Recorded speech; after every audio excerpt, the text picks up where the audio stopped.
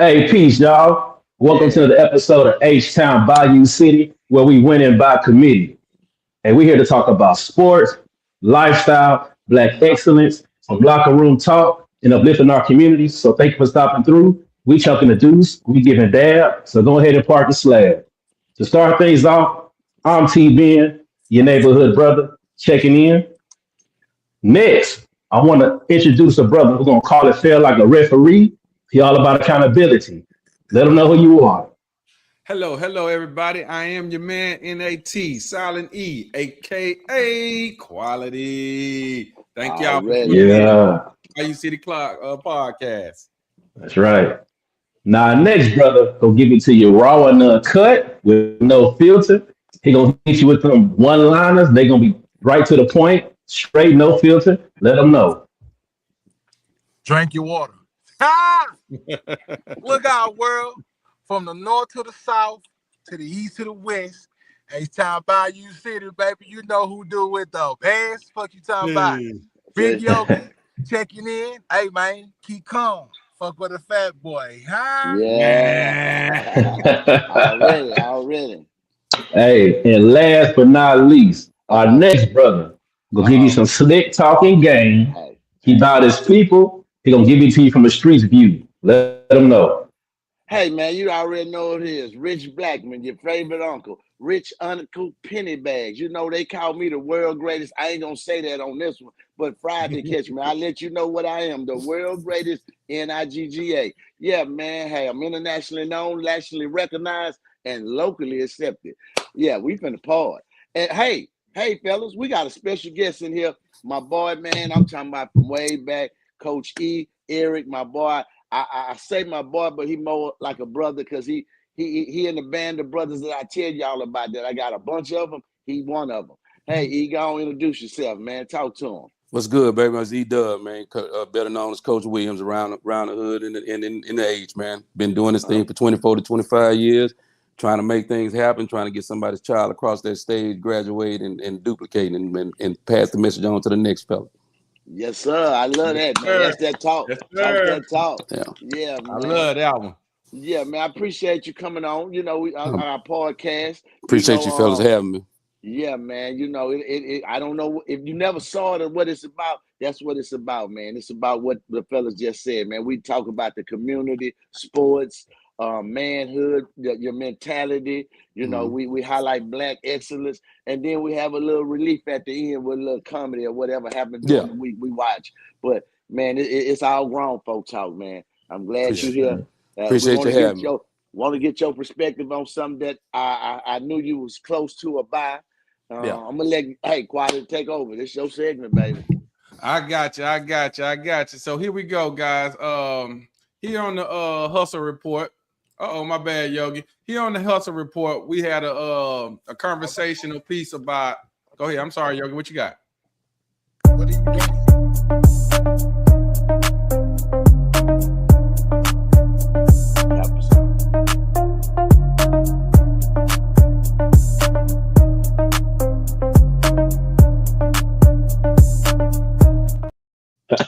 We got to do it right, big baby. You know what I'm talking about? Already. Do it right. Your intro. Hey, next time, let me cue my intro, okay? If you don't mind, let me cue it. I was getting ready to come your way, dog. I was coming your way. I was looking back around.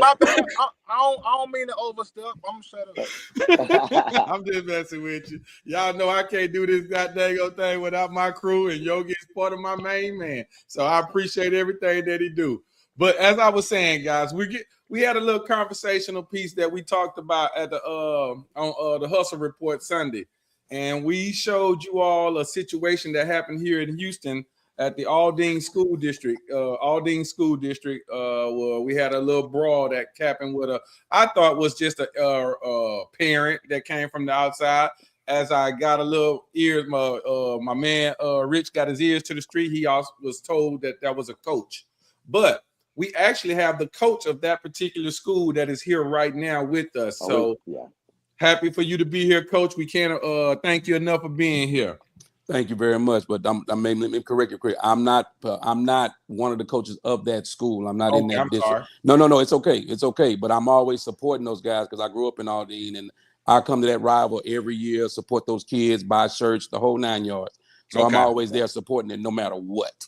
Okay, so Yeah. what we do want the public to know is that you were there on the scene when I this was- particular thing happened. I was That part is right. most I was important. right there. I Right was, there, I was right there. inches from everything. So, Hey, but yeah.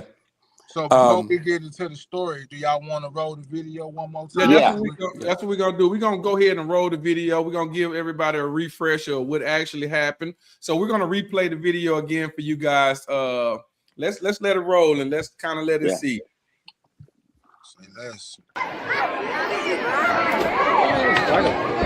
Why is the cop not taking her out? Why is the cop not taking her out? Bro, I would have called HPD. I would have called HPD. They ain't gonna do it. I'm gonna do it.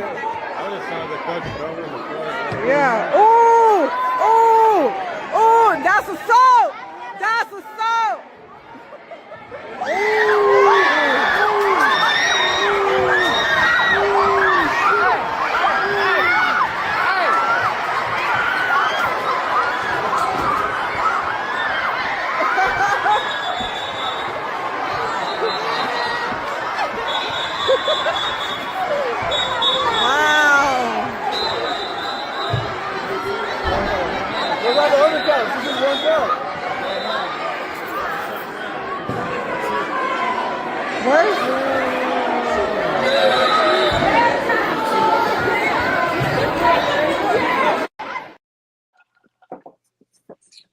Every time I see that, y'all, it's just more sad and saddened because I just hate that this happens to our, demographic of where we be and where we hang and our kids that are around that. And it just really shows us, a level of us not getting it right. But Coach, I'm gonna pass it on to you. I would like for you to elaborate what happened there and see if, maybe it's a different understanding than what we already got. Okay. Well, first of all, that was the second brawl that you guys just showed. There's one there. The one before that where we're all on the floor is what you didn't show or what you don't have. Okay. That was the second portion, what you just shown. That was the after we cleared everything up, calmed everybody down. Then she came. You saw the lady coming across the floor. That was the cheerleader coach coming back across the floor, talking reckless and crazy. And she went directly to one of the other assistant coaches and reached out and slapped him or whatever. And that's what triggered everything again. And then the dad with the dreads tried to come in there and he tried to snip off on one of the coaches and it didn't happen. He had to go and lay it down real quick. So that was the second, because like we had already had the coach surrounded. We wasn't finna let anything else happen. We had to make sure that we were separated. They had already professionally got those basketball players out of there. The Hamrick coach got them out of there and walked them through the backside. Take my hat off to the meat coaches. They kept their kids under control and in their corner. None of their kids got out of place or nothing. Everybody was doing what we were trained to do. And you're going off of someone coming from outside, not knowing what they may have in their pocket, not knowing what's what. So we got to make sure these children are safe. And that's the one thing that lady did not think about. You're jeopardizing everybody in that gym. And there were her elementary kids that she even brought over there unexpectedly. That's how it all started, because the cheerleading elementary kids were there and she didn't inform anybody. And so when they asked her to move from where they originally had her assigned to so that those kids would be safe, she didn't want to move. They asked her 4 times. And that's where the problem started. Now, whatever she may have told her parents, how it had happened or how he talked to her, whatever, I can't tell you that. I don't know. I just know whatever she said, the brother, the dad, now they all came through the door on 10 already. And so when we were trying to get under control, and as you walk into Hamrick's gym, you're in the middle of the gym. So you got a set of bleachers to your right, you got a set of bleachers to your left. Yep. And it was pandemonium right there in the middle.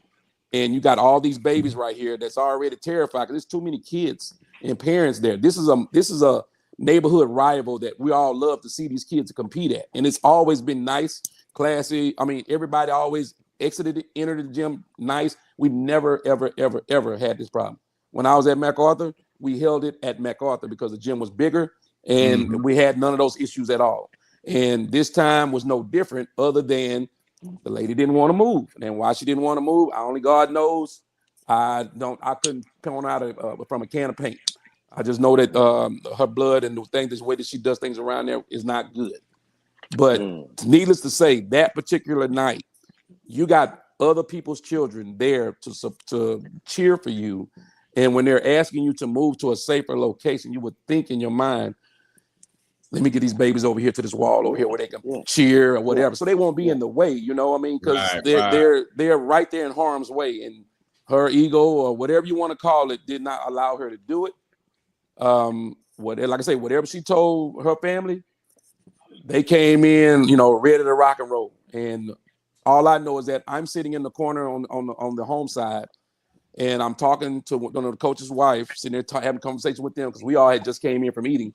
And I look up, I hear it, but we don't see it. And next thing I know, we see them trying to bum rush past everybody, and they're rushing toward the coach. When they rushed toward the coach, that's when I stood up and I saw what was happening, and we couldn't allow that to happen. So that's where the part that you guys haven't seen yet, where we're on the floor, where we all like wrapped up, like locked up, because they tried to rush him 3-on-1, and we wasn't having that. We couldn't allow that to happen. People came out of the stands to help us. It was honestly pandemonium, and I couldn't believe that it wasn't opposite teammates fighting, opposite school fighting our school. It wasn't the players out of control. Mm-hmm. It was adult situation at the same location, which makes it look really crazy and bad. And what really upsetted me and made me really feel a certain kind of way is when they went and chose an innocent child on the mail route to say on the news what they said, calling this one out her name and all that. I couldn't believe that. And I'm like, that's a 6th grader that nobody saw. And think about it real hard. Yeah. Professionally, why would he curse her out in front of parents, elementary kids, and everybody else right there? Make it make sense. Mm-hmm. They hold them up to a higher standard of accountability that it's really just unbelievable. Like, we just got to sit and take things. And professionally, that's what you get paid for. That's what you got to handle and know how to walk away and do this and that. So when they came in there on that street level stuff, that professionalism goes to a certain button. But when you start touching us, that's a different ball game. We got to protect ourselves. We got to still play professional, but we got to be prepared for whatever. And they don't prepare you for someone coming in full speed, 3 people trying to jump you and all this other stuff. So we got to step in and help where we can, protect each other, do the best that we possibly can as adults. And remember, safety of the kids is the biggest thing in that whole situation. If you look in that gym, it was more kids in there than it was adults. And those kids were enjoying themselves. They were having fun. They were cheering. They were cheering the teams on.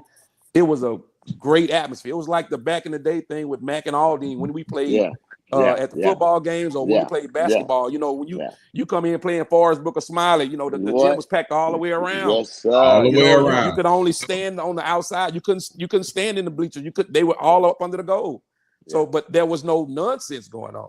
This was nonsense, and this was like it got taken way out of character because now people's jobs are in jeopardy. Children are frightened to come to that school. It's just a number of things you got to look at, and all because of someone did not want to move. And it doesn't make sense. Question. Yes, sir.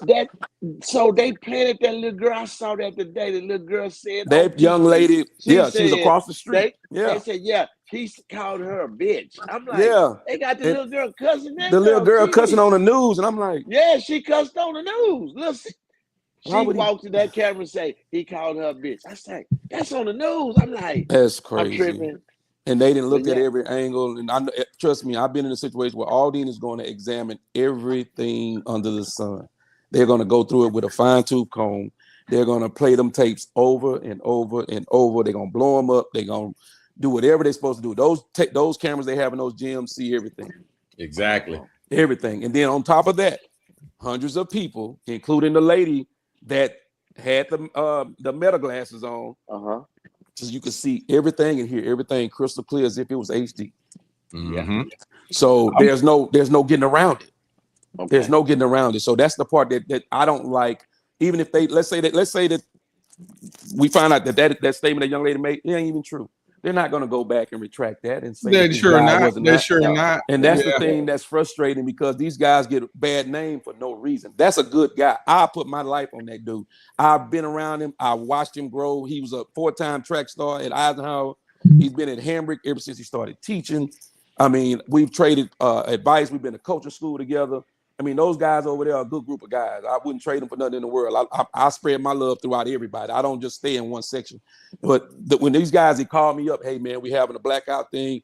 We don't need you to come support that. You ain't even got to finish the sentence. I'm on my way. Tell me the date and time. I'm there. Yeah. I stayed on this side of town for a reason. I went to go eat. I planned my day out to make sure I was there on time, to make sure I see everything, and congratulate these kids because they're going, they're going to go to MacArthur the next year. So, we all, it's a community because I was there. I've been there. I know how it feels to be one of those kids to trying to put on a show for your parents and friends, as well as the coaches that are there watching you. So, I also want to say this too. I want to give it to the public from every aspect that we possibly can. Here it is. You saw it from one perspective of this man having to protect that coach from the harm of some random person coming out of the stands to attack him. I don't think we recognize, guys, in these situations, these schools, they'll have police there, but there won't be that many. There won't be that many. So technically, it is up to the coaches and the refs and people to protect themselves to a certain degree when it comes to situations like this. And I don't think I think that we all need to take the understanding of when you have somebody coming from the stands coming towards you. You just heard this coach. We don't know what this man got, weapons he may obtain, what kind of thoughts he got coming over there. Why is he even walking over there? When the coaches are over there coaching, that is their primary area for them to be. There is no one else that needs to be heading that way. Even when I saw the video, and granted, guys, we don't even have all of it, so that lets you know we behind the 8 ball right there. But from what I saw in the video that we saw, that woman walked across that floor and no one said nothing to her. No one stopped, whether she be a coach or not. She has no right to go to the other side where the coaches and players are at. If she's the cheerleader coach, she needs to stay with her group, her people. She needs to stay with them. For her to be able to walk across the floor and then others walk, at some point over there with them, man, come on, man. Y'all, you're asking for trouble. And this is our congregation of people doing it. I don't like that, y'all. We need to understand sports is sports. It ain't about combat. It's sports. We're sports, not combat. I want to make it clear. They didn't come out the stands. They came out the parking lot. The parking lot? They came through the door. They pulled up. They were not there. They pulled up. That's what I'm saying. They just came through the door. I know they didn't pay for nothing. They just came through the door. So they just bombarded the door. I'm telling you, if you see the first brawl where everything started, you'll see what we're talking about. They're coming through the door. The brother in the colorful shirt that think he's Muhammad Ali, coming there with all that rah-rah about their life. No, little daddy, we can't have that. We're not doing that. And it was chaotic and everybody jumping up and the babies crying and scared. They holding on to their parents, and it was embarrassing. Nevertheless, the situation they had was embarrassing. Period. But that could have been done a whole different way. They could have had a meeting the next day or whatever. But she, like I say, when you make a phone call and you call whoever you calling, and we don't know what she said. All I know is that when they came through that door, they wasn't hearing nothing. They was talking all reckless and crazy. We didn't try to keep them under control, try to keep them over there. Next thing I know, I hear the guy cursing and talking reckless and crazy. Here come the brother. And they bum rushing coming this way. Everybody stepping back, brawling, getting ready. And that's when I had to pop up real quick because I saw what was going to happen. And I had to grab one of them. Right. Next thing you know, we're all falling. We're all falling. So whoever called them up there gassed them up. Well, and that's what I want to know. The one in that black dress. That lady coach, right? The coach. Coach. That was her people. So she called those people. So right there, that's shit. That's accountability. It is. If you think about it, you're putting everybody in jeopardy. You're not. Nobody knows nothing, and you're not thinking about these babies you got in front of you. You definitely ain't thinking about nobody in the gym. You on some personal stuff now. You know, but somebody very easily could have got shot, and guess who would have been in jail? If one person would have got shot in that gym and got killed, game over. Yep. Game I over. I just don't understand. I'm trying to wrap my mind around an adult that goes to that place where they're willing to go that far with all the children around. I mean, let alone just our people, but the children around seeing that. Kids, That's crazy to you me. got to see these kids, man. Their eyes. And I saw a baby when I came in. I saw a gentleman all tattooed up, ripped up like a He-Man doll. You know, the Hispanic gentleman, he clean cut, but his demeanor, you know, like I'm calm, cool, but don't F with me. Yeah. So by the time the first thing stopped, the first brawl stopped, I'm standing right there in the middle, and I look at him, and I see his baby girl hugging his leg. I see his son hugging his waist. I see his girlfriend or wife or whoever the young lady was coming to him. I looked at him. I say, "You good?" He said, "Yeah, but I don't like this, man." I said, "I know, but do me a favor. I can see the look in your eyes. It ain't worth it. You got all your people right there with you. You got your." Lost him. He coming back. There you go. There you go. Get volume. Get his volume. Somebody must have called him. Yeah. Tell him to come We out. can't hear you, Coach. Come out and come in. No, there you go. I think he had the mute button on. How you sounding now? Nah, still can't hear you. If you want to, come back and come back. Come back out, go back out and come back in. So there you go. Yeah. Yeah. So I had mentioned it on Sunday when we did the hustle report about the atmosphere was in and all that chaos and shit with all the kids around. And he just seconded everything I said, bro. Yeah, he did. We not even thinking about the babies. And then like he said, man, that shit could have escalated to another level or some other shit. Yep, sir. And then us, you know what I'm saying, motherfuckers that can't control themselves, they not thinking about nothing but what they own. You know what I'm saying? And then that go to bullshit, man. And then what if some shit escalated and one of them kids got hurt in that kind of way? You know exactly. Nobody's thinking about that. Like, I can guarantee you, she was not thinking that, man. Man, my question to this very day is fucking. I get so tired of getting on the internet and seeing us in this kind of bullshit, man. It ain't nothing. It's nothing major where somebody got beat up or you done ran up on somebody or maybe they was a couple. None of that crap. This is over because you did not want to move. Can I ask a question? Yes, sir. Is anybody on the panel? Everybody? Is it anybody that can call you and you just go head first in like that, not knowing the situation at your age and what you know right now? What could they call and tell you to make you go in there like that? I'm just thinking, what did they say? I'd be like, what happened? Who? And then I get there and I have to see the situation. But the way he just said, they went on up in there. It was on their mind. So I'm like, they was not trying to hear nothing. They came in there. He told them what was what and what you needed to do. For some reason, they wasn't hearing it. And next thing I know, they coming through that door like a pack of wolves. And it was like, oh no, we can't do this. We can't allow that to happen. So you all have to see the first video. If you haven't seen the first one, you see the first one, you'll see how we ended up over there on the second one that you guys have. Because I'm telling you, and the thing that frustrates me the most is when I found out why we were having to do that. All because this lady did not like what he told her to move the fourth time. He had told you at the beginning before the game started, asked you twice during the game, and then when he hit you the fourth time with the assertive because he had to do a directive because you didn't move. Make it make sense, mama. I mean, you're putting your job on the line. You're putting these babies' lives on the line. MacArthur, I mean, all these already trying to keep all the kids they can possibly get. They're steady closing schools down. I'm just to say they closing a lot of these schools down. I think they're messing with cheese now.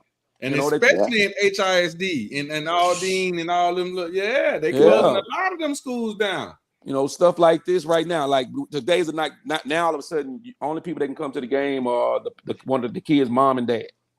They can't bring nobody. They losing money. They're losing experience. Some of these kids are seniors, and they families should be able to see them play.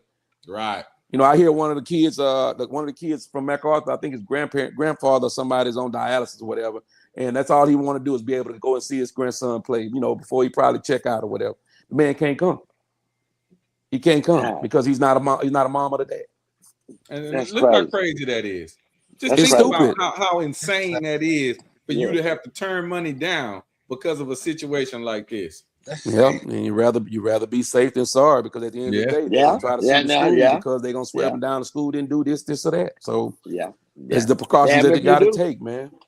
I also want to put a little highlight on this on that female cheerleader coach. I want the world the public to know this here.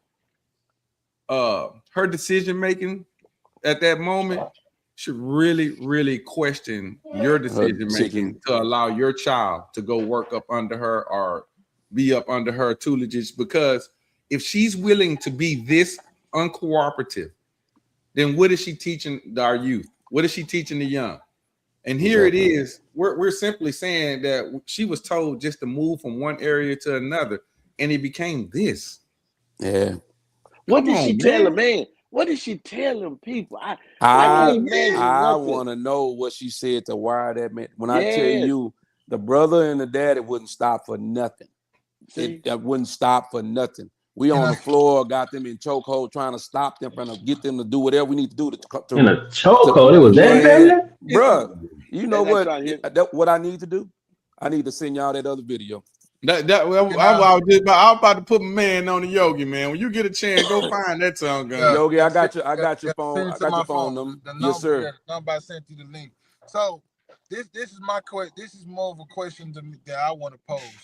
Is it something that she particularly said to them, or them niggas was already on that type of timing? They just needed somebody to light their fuse. That's the thing. Nobody can answer that question because I don't know what she said. Like I say, I was just sitting in the corner, being supportive and ready, just enjoying the scenery. No, all I know is that when he took 2 steps back, they took 5 steps forward. 3 was coming at him. We had to lock and load and then do what we had to do. So I mean, it was one of them situations where they wasn't hearing. I'm telling you, if you see when you see the other video, you'll see how they bum rushed him and rushed in there. You'll see exactly how it happened, and it doesn't make sense. And that's why I'm like, what in the world transpired to make them come in here like this?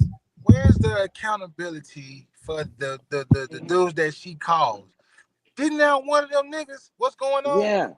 Yeah. You want us to come up there and do what? For that little get out my that's what I would have been saying right there. For that little, like, you want me to come? You want me to come to your job and act a fool? You want me to come up there and shut it down? In the middle of a game. In the middle of a game. And that's the shit that makes me pose the question: was it something that she said, or them niggas was already on go and they just needed something to light the fuse? And guess what though? I'm gonna tell you something about her. She don't give a damn about them dudes because she don't know. She brought them in the harm's way. They could either went to jail, got fucked up. So you don't give a damn about them either. Because you don't care about the kids. You don't care about them dudes. You don't care about yourself. You brought your daddy up there. Your daddy got mollywop. That's who got dropped. That's who hit that flow. That second. That's who was on that flow when them kids ran up and said, "Oh," and they started filming. That was the dad on the floor. That is ridiculous. So this girl done got her daddy, and I don't mean to make it go here, y'all, but I got to say it because it's something that we notice from time to time when it comes to females. Which I'm not saying this about that lady, but I ain't gonna lie. If what they say, if it bark like a dog, then goddamn, it's got to be a dog. Yeah. This is what you look at when I feel like when she made her phone call. This the victim talk.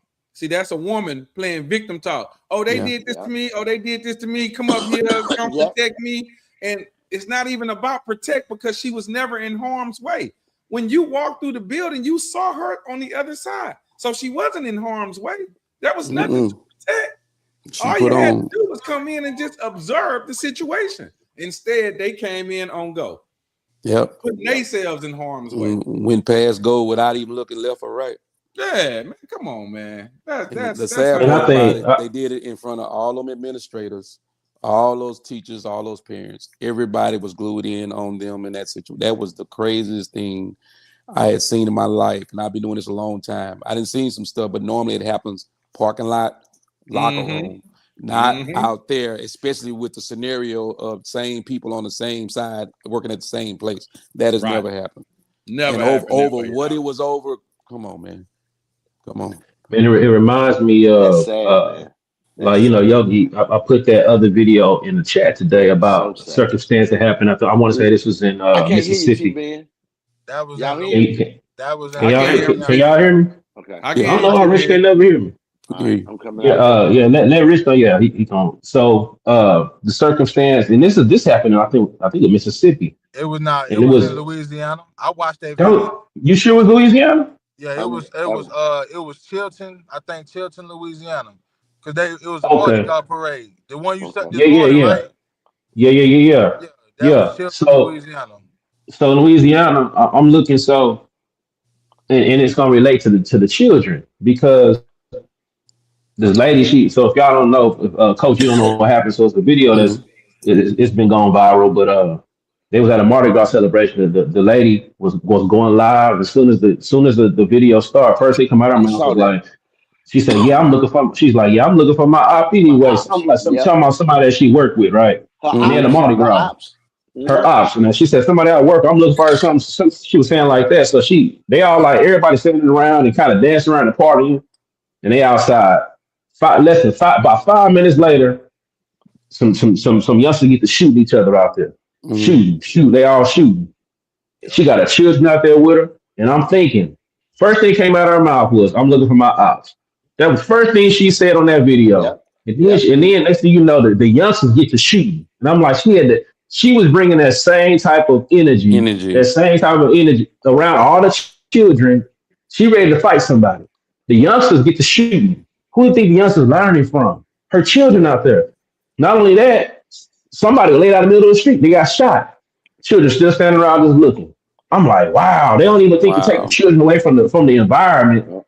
Yep. Everybody looking. I'm like, wow, so it's a problem.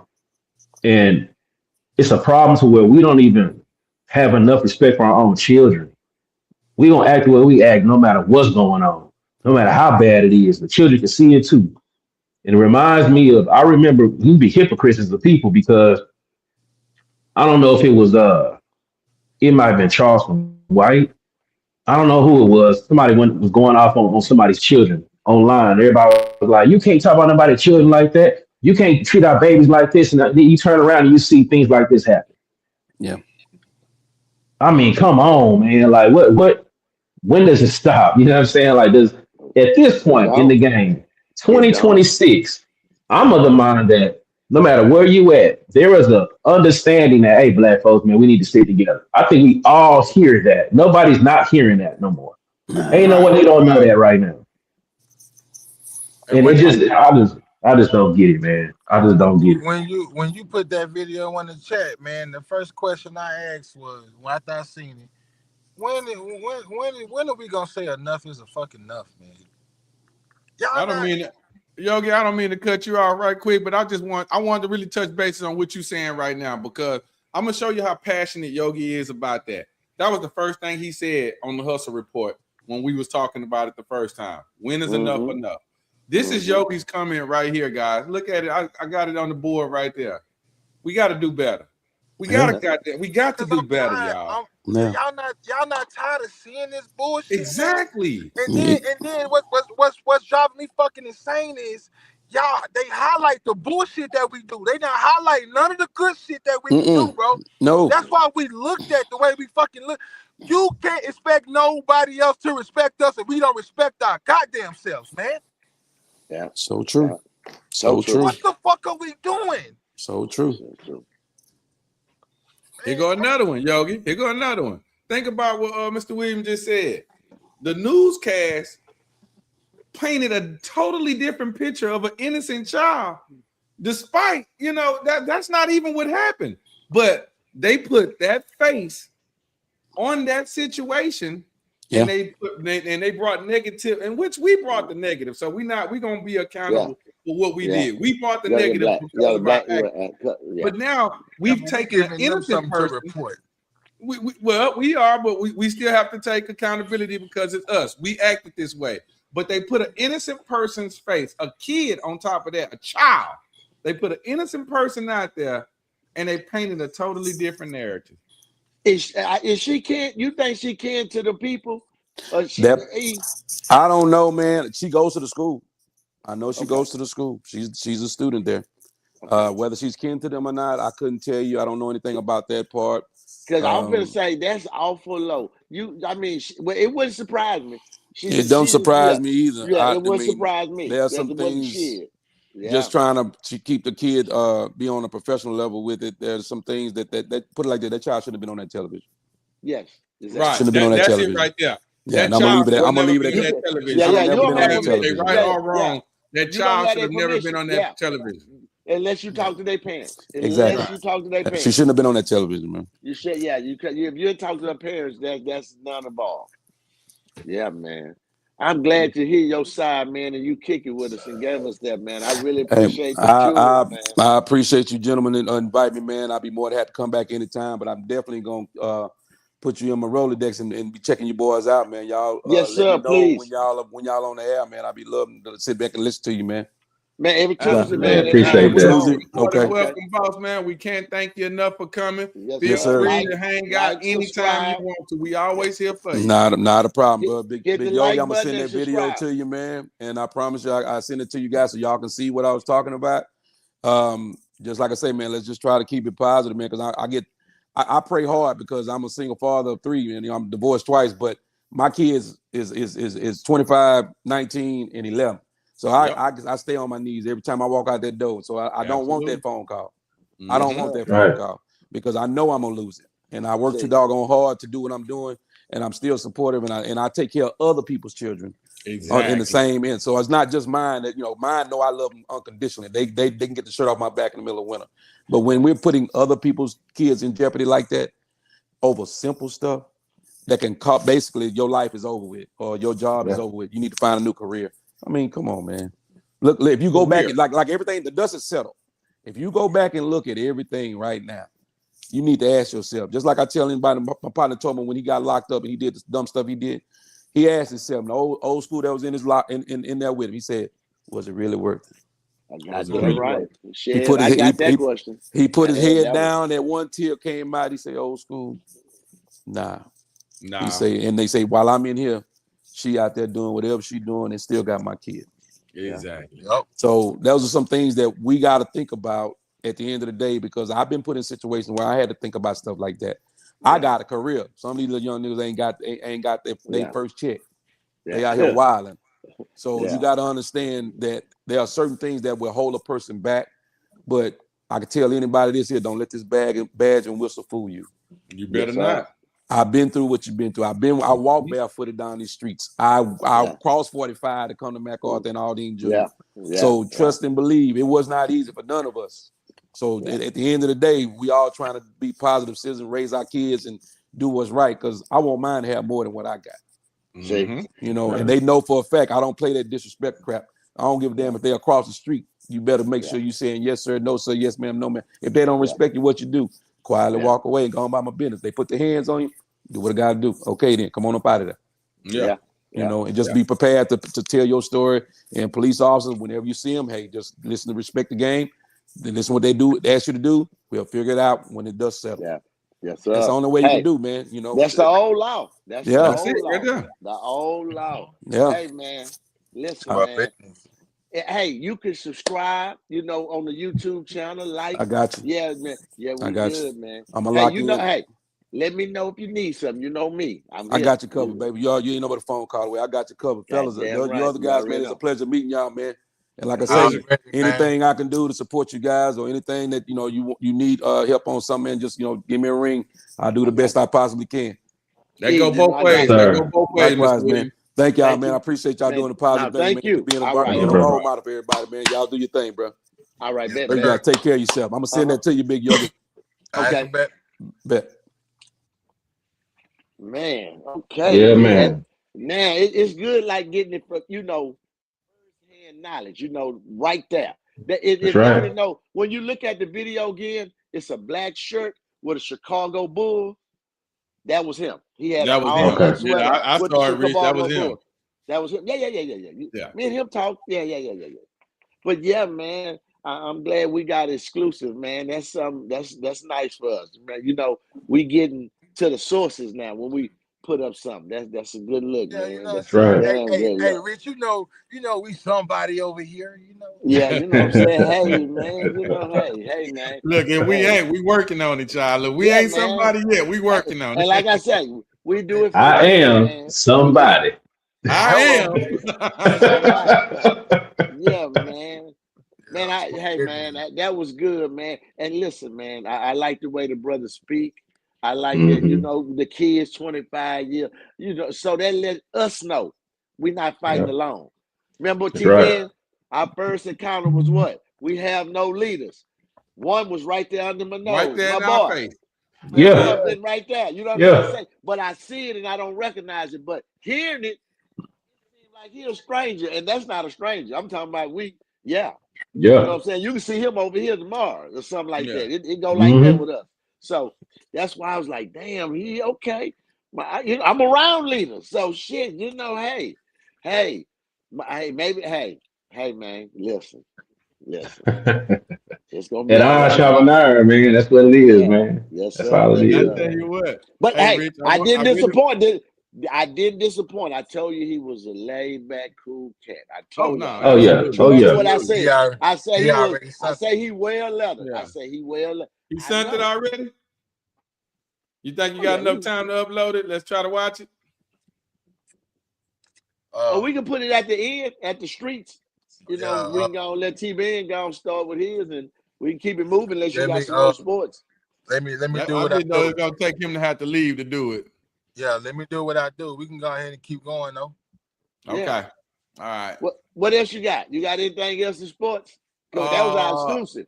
That was yeah, just our exclusive. everything else with sports, I just wanted to let us get a quick little conversation. I mean, this ain't gonna take long. I'm not gonna be long at all. We basically know that the trade deadline for the NBA is on Thursday at 3 Oh shit. p.m. Eastern time. Okay. So we've already had some movement in the NBA. A lot of it was today. James Harden, I'm just gonna name a few, big names. Yeah. James Harden is headed to Cleveland. That's big. That's a problem. That's a problem. Yeah. Let me see. Is it Uh, really? James yeah, Harden he's still headed to him? Cleveland. Nah, but with who over there with what's the Donovan, whatever that little motherfucking name is that go with that girl Coco Jones, that Yeah, nigga a Donovan Mitchell? problem. Yes, yeah, Donovan Mitchell. Mitchell. Yeah, he don't need but a little bit. And if James could just give a little bit, that'd be, decent. Well, the thing is, they had a point guard that was over there, Darius Garland, I Yeah, think, yes. Yeah. and he was a pretty good point guard. So what they're doing with this, James, I'm gonna tell you, the NBA is being shaped, y'all, and it's being affected by one particular person. Wemby on the San Antonio Spurs has put the league on notice. You got to get big. The days of the little people in the league now, it ain't gonna work no more. This man he's gonna dominate you. He's going to dominate the league if they don't do something. So if you all recognize, and we'll talk more about it Sunday on the Hustle Report, but a lot of the teams this year, they're not playing games. They're getting bigger. They're getting bigger. And that's kind of what this is. Jaren Jackson from Memphis, he on the move. I think he's headed to Utah. Utah is probably going to have another 7'3" forward lineup. Center over 7 foot, small forward at about 6'11" or so, power forward at about 6'11". They're just getting Damn. bigger. Yeah, God the league is damn. getting bigger. They're And getting bigger. we going back to the 90s? Is that what We're you're going telling back to me? the 90s. But Now the big man is no longer non-existence. You need him now. You need but that big Well, listen, man. I might start watching hey, NBA again if they do it but I like listen, tell you, T-Ben, didn't I hold tell you on. I'm gonna bring you back? Hey, You Didn't did I say say I'm gonna that. bring you back? You did say Isaac, that. please let them know that these big men ain't like the big men in the 90s. These 7-foot niggas playing like point guards and point forwards. I'm talking about Yeah. they bringing the ball up these ain't your Mm. let me get down low and put the hand up and post now. He bringing the ball down from the hip and will shoot a tray. I'm like, how you Mm. not? What kind of man? What is this?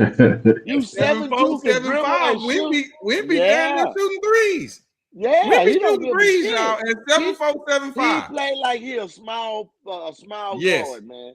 And Yeah, that a don't Mm. make no small sense to forward. be that tall. Yes, he Yeah. do. I'm like, Damn. So fuck. yeah, That's but scary. we ain't gonna spend a lot of time talking about it now. That's mostly, like I say, the Hustle Report. We all know that the Super Bowl will be this Sunday. So Yeah. Yogi has already went on record saying that he got the Seahawks to win it. I think I agree with him. I'm going Seahawks. Where y'all at? T-Ben.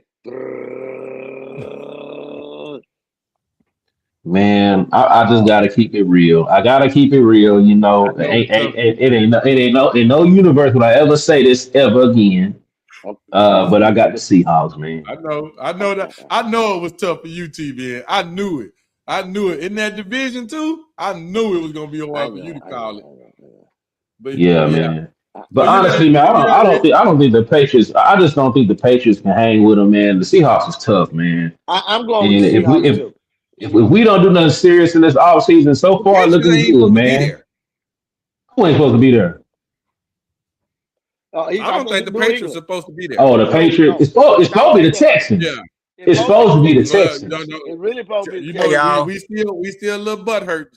Hey, y'all. TBN, so. It's supposed to be the Texans. I want to say this, man. This video that he just sent me, man, this shit is crazy. Oh, then yeah, you gotta go and get it going. Go on, get it. That's locker room talk. That's locker room talk. We're gonna take that to the locker room talk when you get a chance. But here we go. We're gonna go ahead and move on, y'all. Huh? Oh, you know what? You show right. Hey, why don't you we can cover it, man. Wait. Hold on, y'all. Hold on. I cut mine a little short. That's why I don't have anything else to talk for us to be able to allow Mr. Williams to have his place to do what he did. Okay. So we running on good timing right now. We're gonna go ahead and go with the regular format. We may have enough to get both situations in there. All we really want to do is take a look at that video and elaborate on it a little bit. But Yogi's segment, we got him. So what we're gonna do is we're gonna go ahead and move on. Let me see. We're gonna go to TBN segment, right, Yogi? Yes. I do apologize, y'all. I'm a little bit rusty here, but here we go. Before we go. There we go.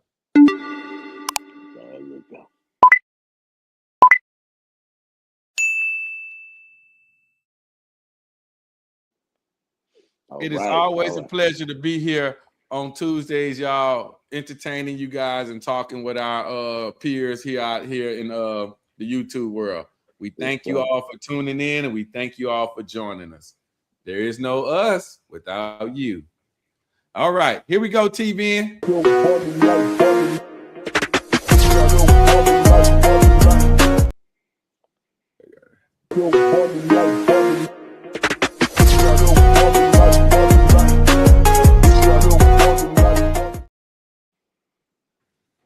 All right. Yeah, man. All right, so welcome to the lifestyle segment with your neighborhood brother. You know, for those who are new to the channel, you know, we're gonna talk about a wide range of topics, you know, depending on the show. It's gonna be centered around family, you know, mental health, entrepreneurship, family, like I said before, leadership, man code, masculinity. But today, I got a video that I wanted to show, and then we'll get into the topic. Got the video queued up, Yogi? Yes, sir. You ready? Mad that niggas argue more nowadays, but when they did it, you know what they did? They slapped everybody. Anytime you question them, bah! Shut up! Right now!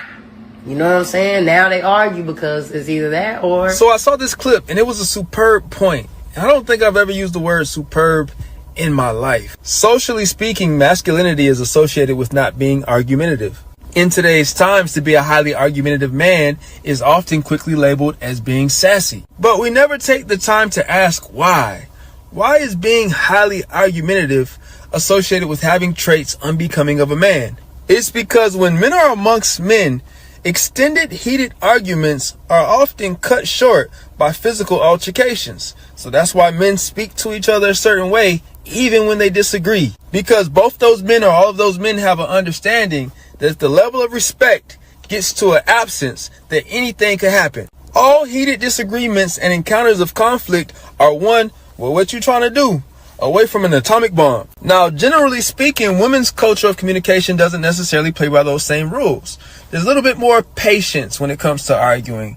There's a little bit more room for disrespect before it turns into a physical altercation. So being argumentative may be seen as unladylike, but it's not seen as being unbecoming of a woman. In today's times, though, when attempting to resolve conflict with the opposite sex, men are nearly always tasked with having to resolve arguments and conflict in a woman's realm, which, depending on the circumstances, can put a man in a very strange place. Because while attempting to be a good man in society, he's agreeing to play by rules that are outside of his nature, while simultaneously being labeled as less than a man for doing so. Sassy. When in all reality, the only reason he's going about it the way that he's going about it is because he's applying a significant amount of restraint, especially in scenarios where things said to him would have become physical if it were to be said to him by someone of the same sex. Because it's one thing to have an urge to physically harm someone and not have the physical strength to do it. It's another thing, though, to have the urge to want to harm someone physically and be in a physical position to do it and still choose not to. So we should be very slow to demean men for attempting to resolve conflict solely through verbal and emotional expression. Mad that nigga. See? Oh my I don't God, see nothing TBN. wrong. Yeah. Hey man. Hey man. Don't see nothing wrong. Hey, so did y'all get there? There you go. What'd you say? I thought Yogi left for a second, but yeah. So That was it? the question, no, yeah, that was the video. That's you know we're gonna jump into that topic. Oh, I missed it. So let me just ask y'all. We're missing somebody. There you go. Boys getting ready to storm over here. Yeah, I'm getting a little bit on my end too, TBN. This is Yeah. bad over here. There you go. All right, there you go. Yeah, I'm bad. All right, so man, I thought that was real interesting, man. And first, let me just go and jump it off. Usually, I say what y'all think, but I'm just gonna go and jump it off. So I agree with pretty much everything he said. It's a few things that I, kind of disagree with, but ultimately I agree. Now, Rich, you remember when me and you first had our conversation, Yep. and we had our back and forth. One thing I said, you know what, man, I don't even do this. To me, we had a heated discussion. But y'all Yes. don't know, me and Rich, I ain't had no problem with Rich, but we had a heated discussion about the black community, right? And so we going back and forth. And I said, you know what, Rich, man, I don't even do this. Now, I don't do all this arguing, so I don't do that. Now, this ain't even my character. I don't do that kind of thing. But what he was talking about was my sentiments just even before me hearing that video was that, man, I'm not into all that arguing and yelling because as men, my thing is this. We either gonna agree or we ain't gonna agree. The arguing and the yelling, the hollering, the screaming, I don't do that. I don't do that well enough. My words start getting jumbled up. My adrenaline get the pumping. I can't express myself. I'm like, man, I'm not doing that hollering, that screaming. I don't argue. Man, we're gonna have a discussion, come to an agreement. So we're gonna disagree because as men, it's gonna be well, hit me in the mouth then. It turned into that. That's really what happened. After a while, you like, all right, man, we just have to fight then. You know what I'm saying? And I'm not really trying to do that. You're right. So especially now we in this digital world, so it's, the back and forth happen. You don't agree, I don't agree. We arguing and hollering. I'm at the screen hollering. That's not even in my character. I just can't. It ain't part of my makeup. And so, I was talking to my wife about this over the course of our marriage about how men, the way we settle differences is different because we can get violent with men. And with women, women argue. They do the back and forth and the calling the names. And men, we don't do that, man. We don't do the whole calling you this name and that name. And because it's like, man, I can't touch you. I can't reach out and touch you. If I do, I'm gonna end up going to jail, prison, somebody gonna get hurt over a disagreement. So I'd rather just, all right, cool, you got it, and go about my business. So that's just my little take on it. But what y'all think about that? I ain't gonna lie. Everything he said to me was he was spot on. I'm not gonna lie. I want to also speak on Rich and TBN when they first met each other. I know Rich, y'all. I know him. I've gotten to know Rich pretty doggone well. And Rich gonna test that water. He want to know what you really about. So Rich gonna throw. He one of these. He gonna throw his line out there to see what he come out with. And that's what he did to you, TBN. I ain't gonna lie. Yeah. The rowdiness that he got from you wasn't what he was expecting, but he appreciated you for it because every time Rich talk, he always mentions that, and so do you. So I know that was a confrontation between y'all, two men, to where y'all were just really trying to figure each other out. Now, today is the funniest thing. Both of y'all have the most respect for each other. It is the Absolutely. funniest thing. Absolutely. So, I love that. I love that. It's two men coming together. Go ahead, Rich. Even in that moment, it was still respect that because I was at fault because I was perceiving him like the other individual. Right. That's what I presumed because they was together. So when they say boots on the ground and black in the hood, I'm like, nah, brother, nah. I'm boots on the ground. Hey, T Ben was like, hell no, nigga.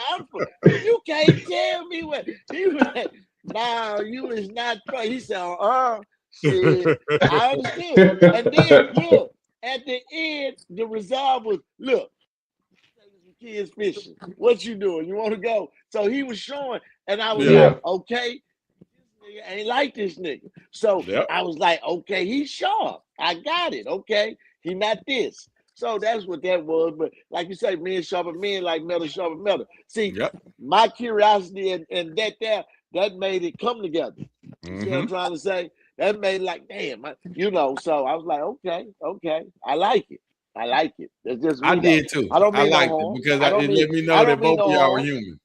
Yes, I like to know where you at. I like to really know where you at. Because so many people say this and say that. You know what I'm trying to say? And so far with us at face value, this foe right here, what we say it is, it really been that. You know what I'm trying to say? I'm saying no overreaching, no lying, no trying to impress, no doing no extras, just we use what we got to get what we need. You know what I'm trying to say? And we blessed to have certain people and things to be falling in the situation to make ours better. So we have become the ultimate team. Believe it or not, guys, we're the ultimate team. Go ahead, Yogi. Hey man, and then I'm gonna tell you something that I appreciated out of the back and forth. It wasn't even an argument. It was a debate of great minds that night, right? Yeah. And I'm gonna tell you what I appreciated about it. Didn't now one of y'all disrespect each other? Not one time. Not one time. Nobody disrespect each other. We ain't got to be on the phone with the other person. Hey man, you said some fucked up shit. You need to apologize to that man. Yep. And you know what? And you ain't got to hear. Well, he know my number. He can call. Do you know what you did? You might we off of course, but I'm gonna say this. You know what you did do that night? You told me to be that leader that we need if we don't have it. You told me that, and that resonated. You know what I'm saying? I couldn't fight that. You see what I'm trying to say? If you saying it ain't this, nigga would be it. Well, that is, you know what needs. That is. Go do it. So I was like, shit, this nigga put my feet to the fire. Okay, let me, you know what I'm saying? Let me see what's going on. Because that's a call out. That's simple. You know what I'm saying? It's not, and it's what it is. That's what it was. But to get back on the topic though, TBN, what the guy said, in my opinion, he was spot on. I pride myself on being a non-argumentative person. That doesn't mean that I don't have feelings or anything like that, guy. I don't lose my temper at times. I'm not gonna try to paint myself to be a perfect person. Now, these things do happen to me. The only thing is I have done a decent job in trying to restrain from being that person.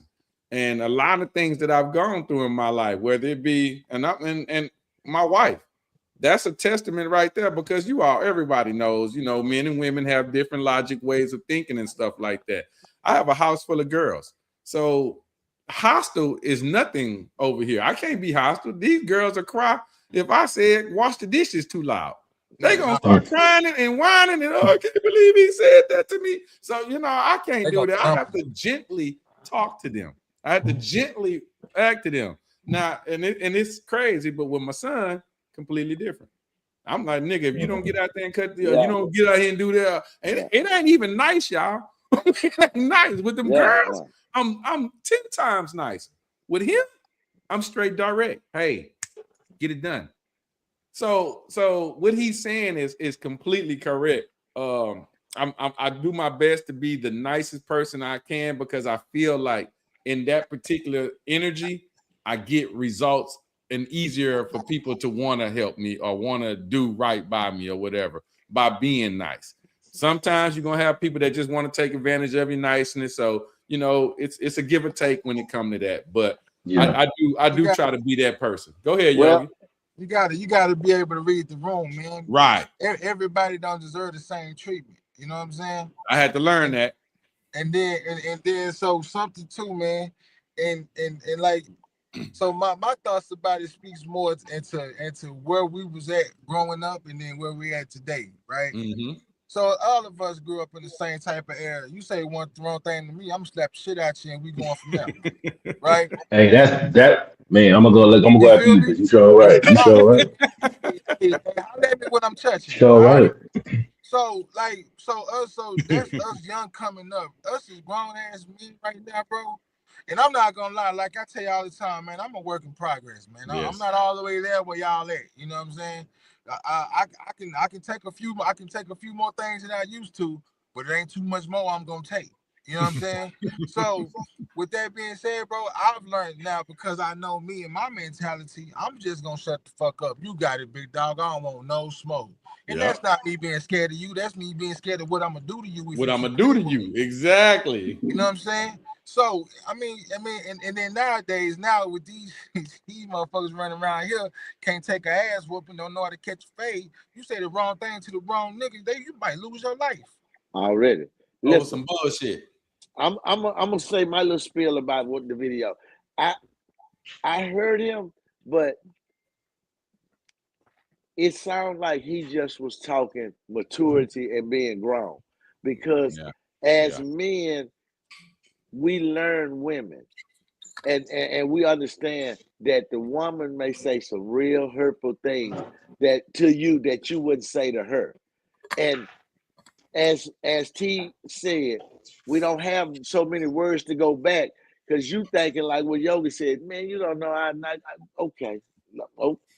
But that's when you mature and grown and understand. Right. Because women, because they ain't physically able to beat you, they gonna beat you with this. They gonna say the stuff that could cut and blow. So you have to learn how to take it and dodge and say, I know you don't mean that. I know you just anger right now. Let's leave this and come back later. So we won't do nothing. We don't, none of us will be mad. You don't regret. And that's just being mature. You learn that because. Hold on, I'm sorry to cut you off, Rich. You want me to tell you my anecdote to that woman mouth? What's that? You seem upset, baby. Come on, give me a hug. Come on.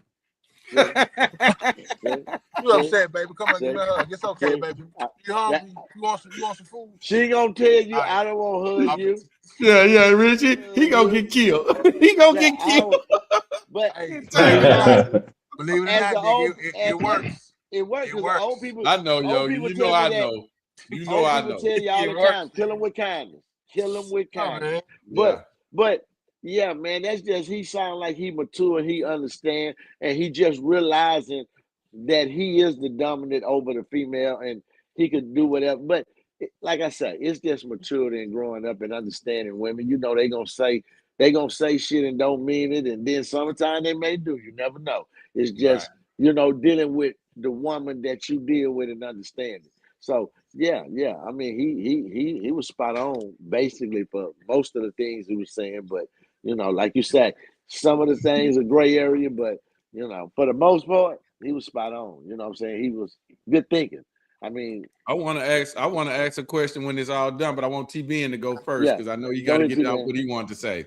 Yeah, I was gonna say, well, kind of two things. Hope I can remember the second one, but it's like growth because my thing is I don't always in my mind I'm like win, lose, or draw. I never want to underestimate somebody else, and somebody it's always it's always gonna be a bigger fish. Somebody always gonna be bigger and better than you in some way or form or fashion. Mm-hmm. My thing is as a younger man, I'm talking about high school, through college. My mentality was more like, and I've been there where, man, you say something about me disrespectfully, we're gonna have to run that fade. Period. That's just where it's gonna go.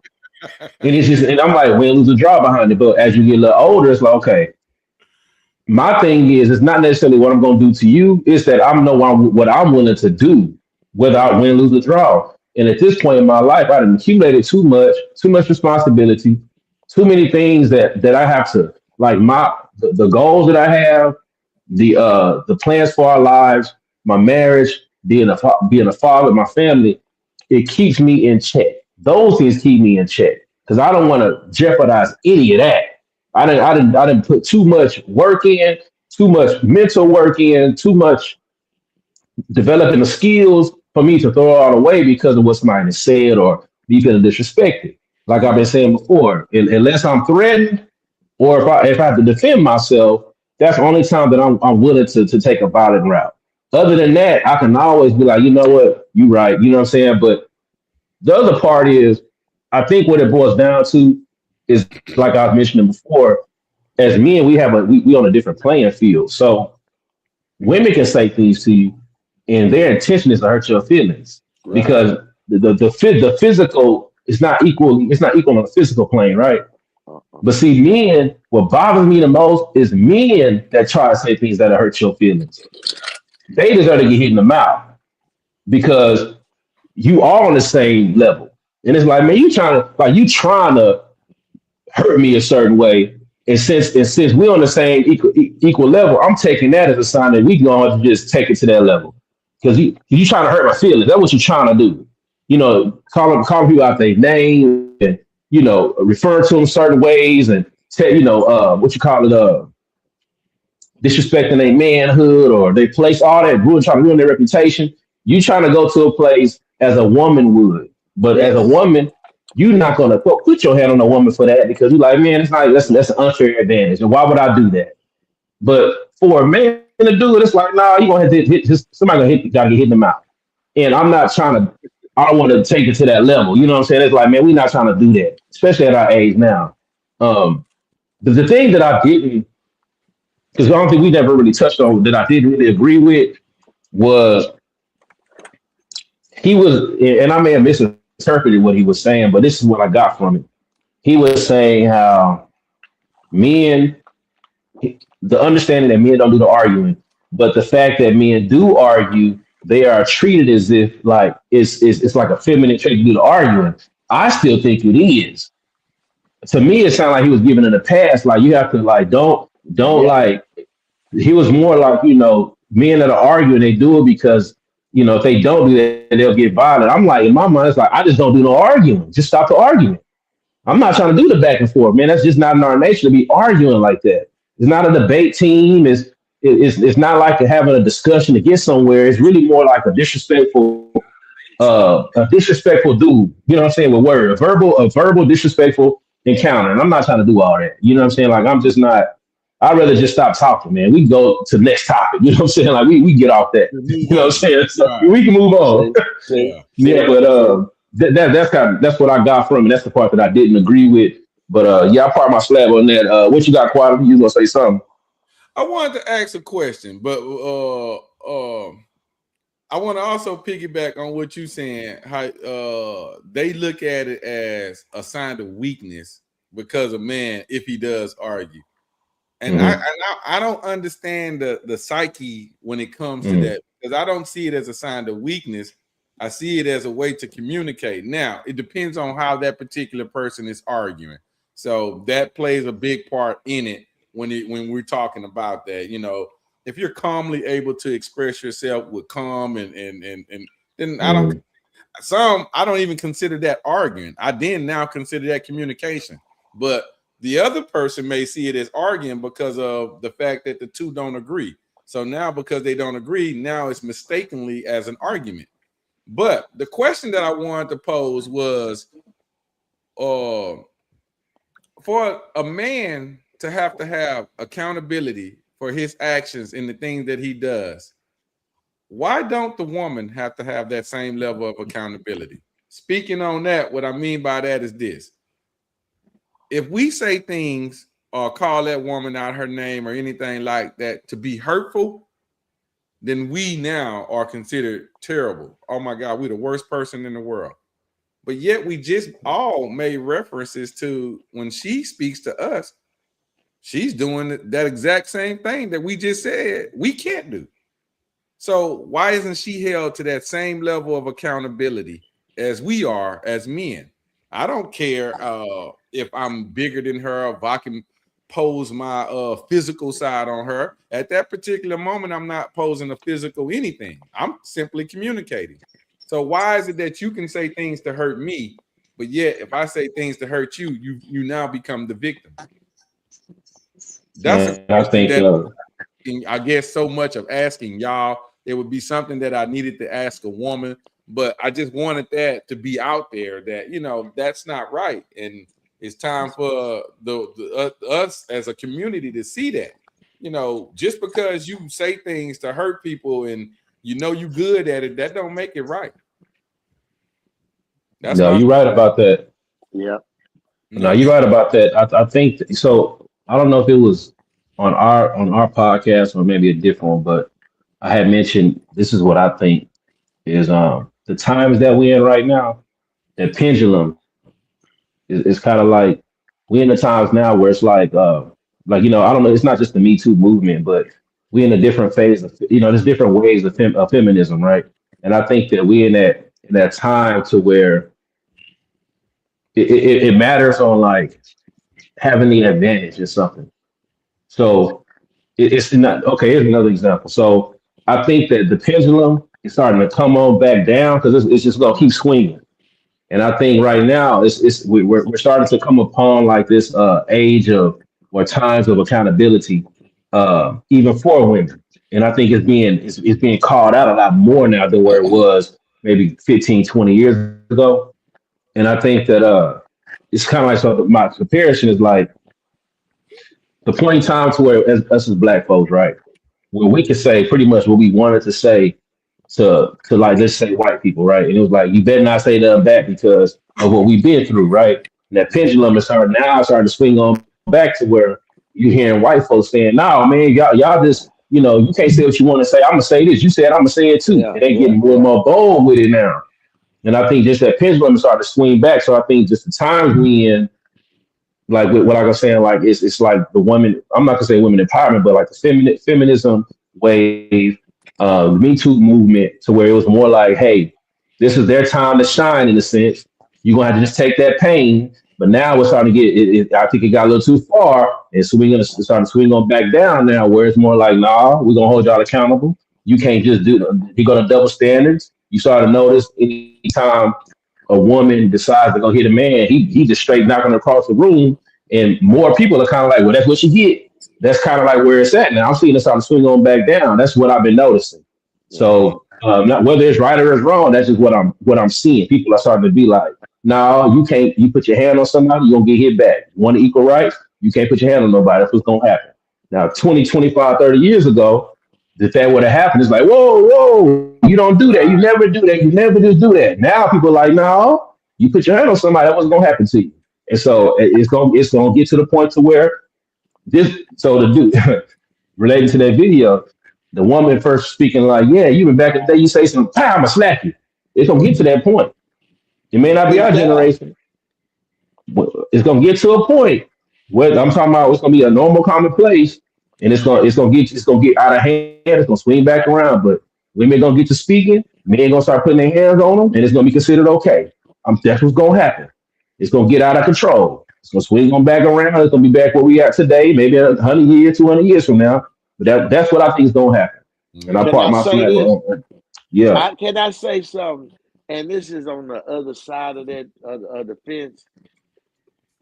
The way it's going, I hate to say this. I'm not the person that even needs to say this, but I think that shit needed. I saw on an episode of Boondocks where he told the dude, hey, man, call her a bitch. He said, I ain't never called her a bitch. He said, have not calling a bitch work? So call her a bitch. What I'm getting at is, you saw this woman on our first segment run across the floor. That bitch need to be slapped in her goddamn place. And the men who came up there should have done it. He should have came up there and got on her ass instead of anybody else. I agree. That's what men got to start doing. I know exactly what episode you talking about. A pimp named Slickback. A pimp named Slickback. The catch of it is, though, women has got, And it's not T-Ben and quality, and it's not so much our women, because they kind of know. It's still, if you watch the youngsters that's coming up, that our grandkids and the ones up, them little girls rougher than the boys. And them boys gonna have to, they ain't gonna be able to keep them in line, because the women are so independent minded and free. See, because you gotta think about it. Back in the Gap, a woman's dream was to get married. She gonna get herself ready to be somebody's wife. And you had to learn to cook, sew, clean. You had to do shit to be a wife. They don't know none of that. They go to work. They go to work in order to DoorDash. But they say they women. No, that ain't what a woman is. A woman ain't about how much today's time is all about. But a woman ain't how much you can goddamn make. I want you to get in there with them goddamn pots, some butter, some onion, some of this meat, and yeah, show me what a woman. Yeah, man, that's what it's about. You know, my shirt, man. Sew my button back on my shirt, man. I don't need to go buy a shirt with a button. You know what I'm saying? They looking for traditional men, but are not traditional women. Bingo. That's what I'm trying to say. Bingo. That don't even make sense, dude. How you want a real man and you not even a half a little girl? You understand what I'm saying? It's a lot of them, bro, that want that traditional man, bro, but they don't even do the first thing, and they don't even know how to be submissive to that man. I tell you what, I'm gonna read this comment from my sweetheart of a kinfolk, Brianna Bryant, and she says, "I'm a woman, call her ass out on it." So that's on that comment where we were saying that what you basically just said, Rich, has not calling her a bitch work. Well, let's try it the other way. So that's basically what, in so many words, what she's saying. Call her out on the actions that she's doing. But sometimes that'd be hard for a man, because calling her out can become a different type of fight or an argument or anything else. So we kind of be reluctant to want to call her out on her actions. We kind of more just sit back and be like, hope she figures it out. And is that the way to be? Absolutely not. But in so many ways, it's almost what we are relative to have to do. Here you come, Rich. I'm bringing you. Okay. Oh, my bad, Yogi. Okay, yeah. So that's kind of what that's what we at now. I know for a fact I don't like arguing and things of that nature. So when it comes to trying to call, especially a woman out, it's hard. It's hard because women are emotional. And when you say things, they may not like what you're saying at the moment, even though what you're trying to do is to help her. You're trying to help that woman or person or whatever. Even then, they may not like it. And it's not all women. So I want to be quite frank with that. When it comes to stuff like that, it's everybody. Some people see things a certain way. But on this particular topic, we're talking about women and sometimes them not being accountable for their action in the way that they act. And that's what I'm trying to address at this moment. You got to be accountable, regardless to man or woman. And once again, what Rich said, you ask for this, I want to be equal to another man. Well, if you want to be equal, then you have to understand that what comes with that particular thing that you're asking for. We don't have the right to play victim. We can't play victim. Who the fuck don't care? Nobody. One last thing, y'all. I say this to my son all the time. It's funny, but as a woman, if you were a woman and you had a flat tire and you're standing outside on the side of the highway, you'll be amazed how many men gonna stop to ask you for help, want to help you out, want to make sure that you're okay. And Lord Jesus, don't be an attractive woman. It's really, you're gonna get, you're damn near gonna get too much help. You're gonna get too much help. Now, I'm gonna tell you that same goddamn thing as a man, and watch how long he sit on the side of that freeway. He ain't nobody stopping. Ain't nobody Ain't nobody. They not gonna even look the fucking way. So they don't care. That right there is what that woman don't recognize. You're not getting that. Go ahead, Yogi. My bad. If you a man and don't know how to change your tire, your daddy need his ass whooped. See, the point I'm making, I got you with that. I get what you're saying. Right, I get what you're saying. Yeah, you're right. But you're right with that, Yogi. As a man, your ass need to know how to change tire. That's just bottom line. That's the bare minimum, nigga. Shit. Yeah, that's the first thing you're supposed to learn. Hey, man, Hey, I'm just say it like this, bro, and this on the subject, man. I've been through things in my life, man, that has made me change the person that. Like I had a conversation with Quality before we went on tonight, and I'm not all the way there yet, but I do see the progression in myself as I get into my elder years, right? That's one thing I know I don't do man, I ain't finna do no arguing, man. I'm not doing no arguing with nobody, no man, no female. Hey, baby can say anything you want to, baby. You sure right, you got it. It's cool. Yeah, that's it, that's all? All right, cool. Well, cause bro, why? Why am I gonna exert extra energy that I could be putting somewhere else arguing with another motherfucker? You feel me? Look, read your comment. And you know, hey, like Yogi said, just give up. Listen. Come here, baby. You angry. Come on. You hungry? Because most of the time, it's either one or two things. Y'all want me to say what they are? I'm going to say what they are. They hungry or they want some dick. It's either one or two. That is. So we can fix both of them problems in one wipe. I'm going to feed you good. And get the meal up off your ass. It's kind of funny what he's saying, y'all, but it's a little bit of truth to what he telling you right now. Hey man, it's always truth. It's always truth to my humor, man. Exactly. But it's just really time for men to get back to being men, right? And whatever that look like, because right now we don't know what that look like. You know what I'm trying to say? And they don't know. You know what I'm trying to say? That's one thing. You know, we're losing phases of life the older you get. So the man part of life, that, like you say, changing ties, knowing how to be a man, that's faded out. That's fading out. You know, that's falling in between now. You know, so I don't know what to say. I don't know what. And the women are more the young women. They're more manly than the men. A woman will get out there and try to change her tie and try to figure shit out before men, because that's just the environment we're in. You know what I'm trying to say? And then Rich, to touch on that. So, for instance, either one of us or four of us on this panel, if we was to see a woman changing her tie, we're gonna, hey, what you doing, man? Get your ass up. Yeah, I got you. I got you. Niggas, they gonna sit up there and watch the bitch drink, smoking a blunt, watching the change. They gonna sit in the car, goddamn it, put more weight on the jack. You understand? Then you tell us a situation about going to a gas station and the woman was outside pumping her gas and the nigga was sitting in the car and you wouldn't charge that nigga up? Hey man, don't do that. I tell them she'll pump your gas. And the fucked up part is the gas tank, if it's on the driver's side, that's a woman car. If it's on the passenger side, that's a man's car. That's what I read. Because for a woman, she got to be right by the driver, though. For a man, he can go around to the other side and pump. That's crazy, but yeah, women shouldn't be. No. It's just courtesy. It's just men being men. Some shit you can't teach. It's just in you. You know what I'm trying to say? Well, they gotta be talking about. They gotta see the example. A lot of them ain't seen that example. Well, shit. They ain't seen it. Well, you said something. Let me shut up. You ain't lying like that now. That's that. You right. You right. Well, that's in Yogi segment. I can't really say that. You know what I'm saying? But man, I lost my pops at 13. So it was a lot of lessons that I didn't learn from my pops. But I did have a big brother that showed me some shit too. Well, see, that's what you said. You had to see it. You saw it.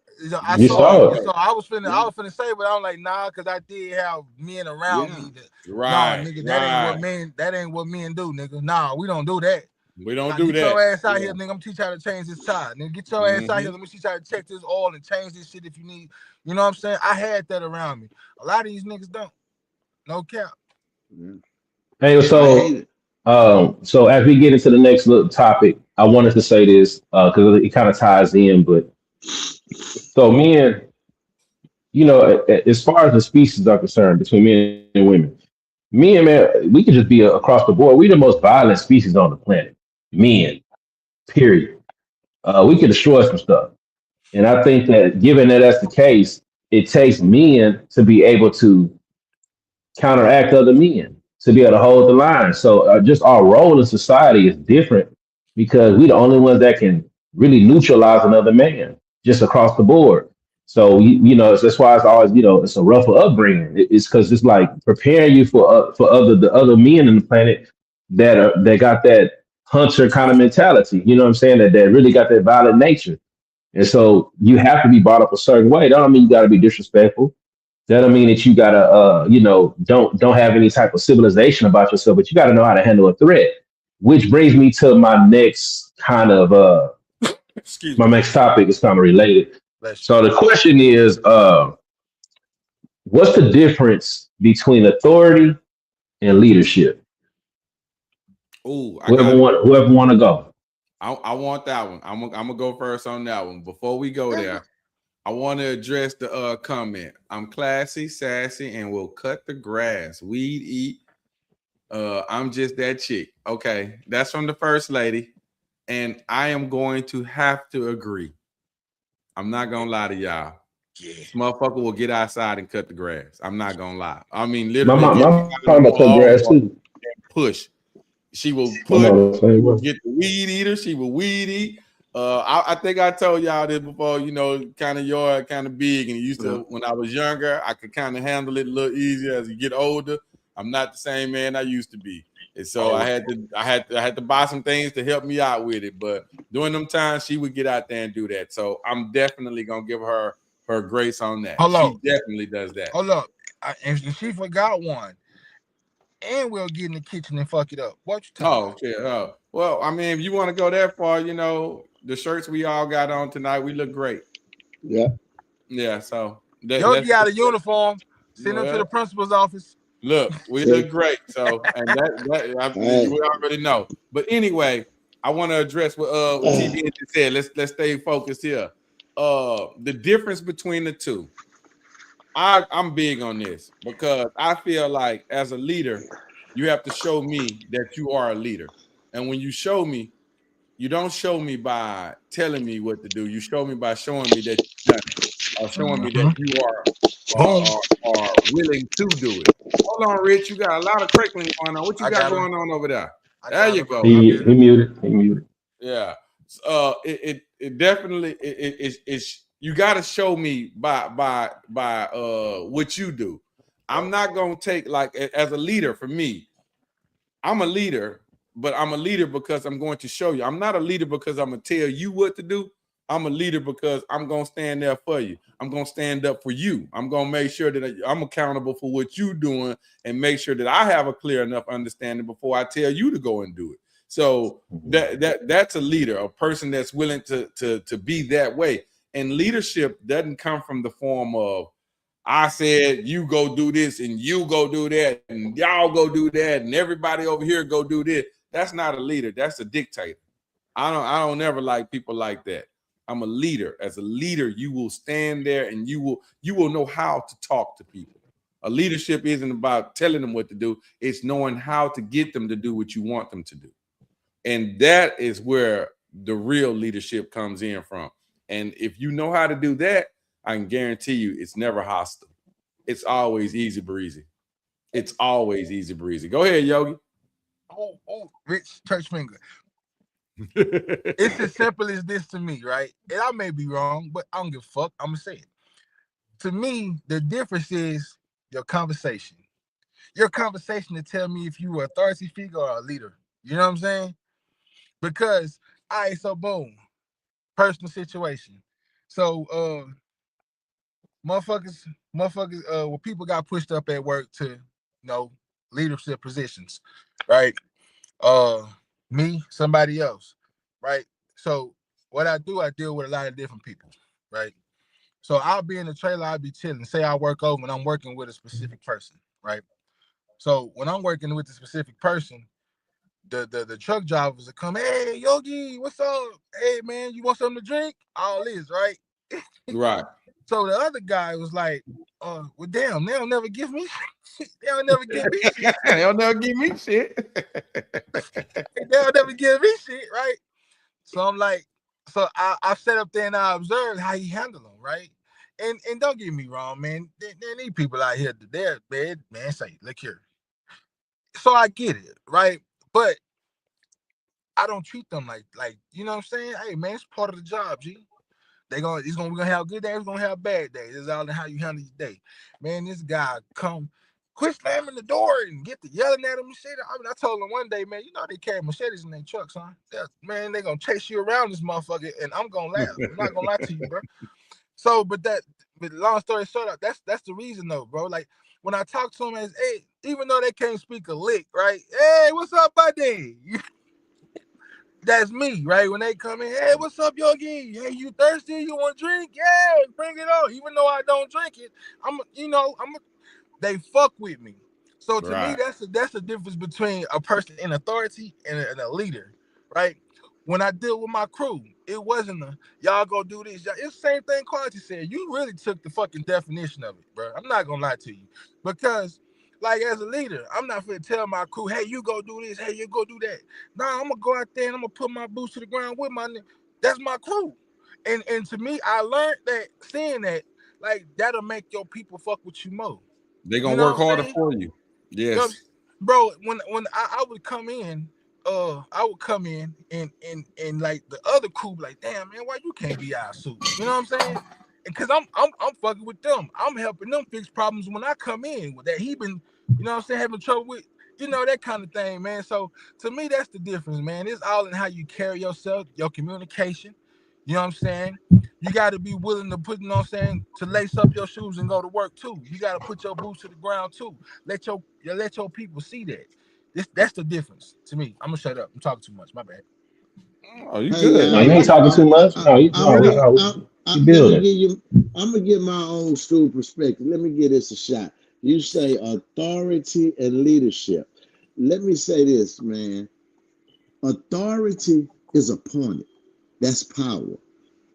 And leadership is earned, because you working with people then. You leading men. So just because you have authority don't mean you're a good leader. You just have the power.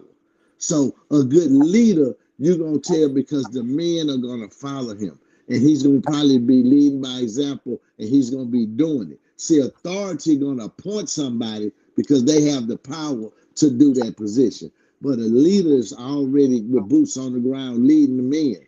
You know what I'm saying? That's why I was saying, I used to always say it's not no leaders. It's more authority figures. You know what I'm saying? People of power. Think about it. I can use a simple example. Elijah Muhammad was the head. He was the power of the Nation of Islam. But the leader, they followed Malcolm and they followed Farrakhan. But he was the authority, meaning he had power over the leadership. So I'm just saying, leadership authority figure can be a leadership, but most of the time you have an authority figure and then you have a leader. And that's how they kind of run. So, I say a leader is a leader of people. He deal with more people. And authority, he deal with more of the position of the people that's in front. So that's the way I'm just giving the way I look at it, because like I say, a lot of people that has the authority, they not good leaders. They shouldn't even, they just got it. Like at your job, somebody got a position that they ain't good at, but they got it. You know what I'm saying? They're in authority, but they count on you to lead. They might count on you to lead the men to get the job done. Even though they got the position and they can't do it. They like, hey, big boy, go get them niggas to do whatever you give them to do. You see what I'm trying to say? So that's just, my take on it. But hey. Yeah, man. Yeah, that's all good points too. And just to add on, I think it boils down to control versus like influence. You know what I mean? I think that people who are in authority kind of positions, or just who has authority, has more control, whereas leaders have more influence. Yes. And I mean, I think both have their positives, and both may have some negatives depending on the type of leader that you are, and the way that you control. And I think a lot of authority is relies on fear. You know what I'm saying? Whereas those who influence are kind of leading by example. You know what I mean? So I think that's like it's two different worlds, but they kind of go together in a sense. Yeah. And so you'll have like uh I think authority figures are viewed in a certain light versus somebody that can lead you somewhere that you're willing to follow. Because authority, like I said, it kind of gives you the connotation of fear and control. You know what I'm saying? Like this is how it's gonna be. It better be this way. Where the leader, like you say, y'all, like all y'all been saying, I'm gonna put my boots on the ground with you, and I'm gonna lead by example. Show you how it's done. Get down in the trenches with you. Excuse me, and like and showing like I get tired too. We got to keep going, or I get mentally exhausted as well. But guess what? I'm still in it. They let you know that whatever I'm saying is I'm willing to do myself, and I think that influences people. You know what I mean? Versus like authority is like, hey, just go do this and do that, and Yes, how you yes. tired, keep it going. I don't want to hear it. You got to get a job done, and then you actually you can have control in power in a positive way. It's some coaches that never played the game of the sport that they coaching over. That happens. But I think that players have more respect for the coach that's been there and done it, and are willing to and can relate better. Not saying that the coach who's never done it doesn't have the proper way of like excelling in their position. So yeah, man, that's my take on it, man. But I think I'm gonna go put my part my slab in the garage. Move on to the next topic. I think we on good time. You know what I'm saying? Yeah, Yeah, we we rocking, rolling. we rocking, we rocking. We rocking. Yeah, we yeah, T-Big, rolling, man. baby. Okay. T-Big, man, you gonna always bring those motherfuckers that make Yeah. hey, Tony, man. Tony, One time for Tony. your mind. Let a brother come through. One Hey, you Hey, time feel for me? your mind, but a brother come through. You feel that's me? it. Okay, so this next one, guys, I want to Mr. Rich is finna give us this is a history moment, but this is also near and dear to our heart. Rich has I'm gonna let him do everything. I'm just gonna put this out there. This guy that Rich is going to talk of today is so special, especially to us from the 90s back in those days, because man, this is our era. This is who we Still were. tipping on 4-4. Man, this is who we were. And to say that what we finna talk about tonight from his point of view is hurt. It hurts hard. Take it away, Rich. Let's get his theme music in here. There it is. Let's get it going. Dang, man, you know what I'm saying? You want to get a whole spiel.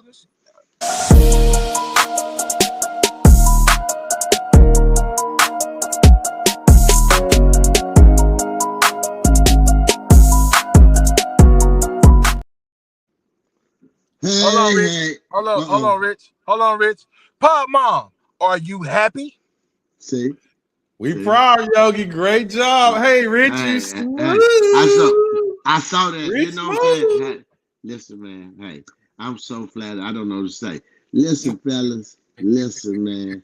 Y'all know what this is, this Black excellence. You already know we're in the month of February and they finna lie and say it's Black History Month when it's Black History every day, every minute, every second.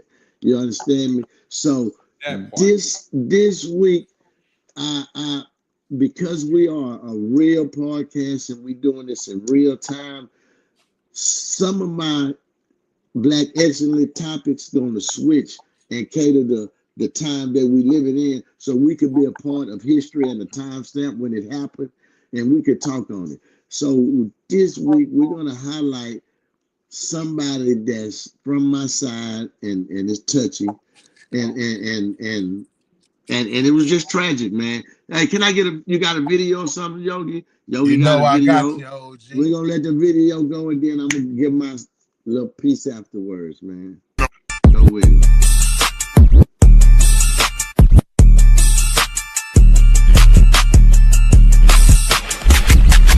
This is DJ Michael Watts, and I'm in front of my childhood home, better known to the world as the Swisher House. My love for music started when I was only 6 years old. At the age of 14, I was DJing parties and selling mixtapes. Unfortunately, at the age of 18, I lost my only parent, my mom, Pinky Watts. From the pain of losing my mom, I put all of my grief into doing music and entertainment. But one thing I learned when I lost my mom is that you gotta work hard, you have to appreciate people, you gotta love them while they're here. With that being said, Swisher House was based upon these principles: hard work, innovation, quality, and love. I believe in men lifting men and giving you the opportunity to grow. With these principles, I was able to achieve a 30-year radio career and the ability to open doors for CEOs, A&Rs, multiple DJs, and 4 platinum artists, all from their affiliation with Swisher House. As being the sole owner of Swisher House, the company, 2 federal trademarks, and the copyright, my goal for the future is to offer good music, good quality products for good people doing great things. Right now, I want y'all all to go visit swisherhouse.com. That's the new website. And also, go to your phone right now and download the Swisher House app. That way you can listen to the music 24/7. That's the Swisher House app. I want to thank everybody that was ever a part of Swisher House, everybody who ever supported Swisher House. I also want to thank God for your blessing and your mercy upon us. And y'all all have a great day. Wow, man. Listen. First of all, God damn, Yogi. I mean, shit. You went far and above on this video, man. I got you, man. That video was like he did his own eulogy for his own thing, man. You know, he laid it out there. I mean, it was beautiful, man. So y'all know I'm talking my Black Excellent piece this week to none other than Michael Watts, founder, owner, president of the Swisher House. He started it in 1997 over here on the north side of a homestead in Rosewood. And he told you after his mother passed, he put himself into it. That's when it became the Swisher House, because guys would come over there, smoke a swisher and rap. And Screw was already there, and it's not, we're not gonna steal nobody other moment for that. But Screw was already doing that, and we was doing fast tapes on this side. They was speeding theirs up. That's where he started. And then he adapted to the Screw form and started slowing it down. And that was formed what we know today as Swisher House, the thing. Him, OG1C, and G-Dep was the owners, and they started it. Swisher House is one of the first label that has 4 chart albums, gold or platinum artists that's on the label that was independent. He birthed a lot, man. I mean, I didn't know that much came forward or how impactful it was, but it really was. They get him as credit as one of the pioneers after Screw for the slow down music, for what he achieved. If you watch the Grammy Sunday, they gave him a shout out on the Grammy. They put him on the screen, man. I mean, that brought a tear to my eye. He from my side, man. I'm talking about, we right here. Went to Forest Brook. He was under me, but he was right there, And to see what them boys turned their dream into, it's amazing, man. Because at the time, I was running circles with Raz, right there together. But I never thought, never knew what it would grow to. But Swisher House it's one of the largest independent underground labels that was existed in the 90s. From Pow Wow to Mike Jones to Chameleon now to Slim Thug. Even Kiki came over and visit. You know what I'm saying? Even Kiki came over and visit. And that was a beautiful thing now, when the North and the South connected. You know what I'm saying? Lil Flip too. Lil Flip came too. Yes, sir. And I can honestly say, when he said the company was built on hard work, it was, man. Because we know they didn't have the best music. They didn't have the best of everything, but they hustled hard. You know what I'm saying? They stayed in the street. They stayed consistent. They believed in themselves and what they was doing. And with that belief and that motivation, it took them places they never thought. You know what I'm saying? So, to me, the dreamer I am and looking at stuff, it let me know anything could be achieved with the right work ethic, right attitude. And you can achieve your goal. You know what I'm saying? And that's what he did with Swisher House, man. I hate he went so young. 52 is young, man. That's still a baby. You still young, man. I wouldn't say that, but you're looking at me. I'm 3 years older. I'm 55, so 52 is young to me. You know what I'm saying? And Absolutely. and with that being said, hey, it ain't no wrong time to say this. Hey, we need to check on ourselves. Yes. If you don't check on yourself, you'll go check up out of here. So it's a lesson in it's always a lesson in misery and a loss. If you look for it deep enough, you know what I'm saying? He I know his family is grieving and his kids missing, but his purpose was fulfilled, I guess. You know what I'm saying? He did all he needed to do. And I see he getting the glory and the people giving him his accolades and everything he need. But that video you showed, he had just got all his business together. He was just relaunching Swisher House the right way, on the platform. But he tragically passed away, man. I mean, I don't know what else to say. I mean, shit. That era of music is finna be gone. Screw left first, and now him. So the era of chopped and screwed, it would, unless the youngsters pick it up. But that's a part of Houston culture that's leaving. Go ahead, Quality. I disagree, Rich. It'll never be gone. It'll never be gone. Okay. Never. I'm not gonna bullcrap y'all. I grew up in those 90s. Those were the years where I was becoming from a young man to a man, a grown man. I was at my adolescent years becoming that. And this music that I heard shaped a lot of my life. Not in the fact of it made me a gangster or anything else like that, but it showed me that there were some positive things that were happening in my community. And being that I was always, a lot of people may not know this about me, but predominantly most of my family is from the north side of Houston. So spent a lot of time out there, y'all. I was out on the north. I was so much on the north side to where you really would actually thought that's where I was from, which basically I am from an adolescent. And then I moved to the south side. Once I moved to the south side, naturally I adapted and kind of embraced the fact that I was from the south side. My roots and everything were placed in that particular area, but I had the best of both worlds. So I could always go back to the north and it was like I had never left. So that music in that day and time, it really shaped the man that I am today because we was able to hear this and recognize that there are things that you can achieve. At that point too, y'all, I'll say it. I'm gonna go ahead and let y'all know. But me and Prophet, we were a tandem. We were what we called the Kinfolk Clique. And they T silent E. Yeah, you heard me, bitch.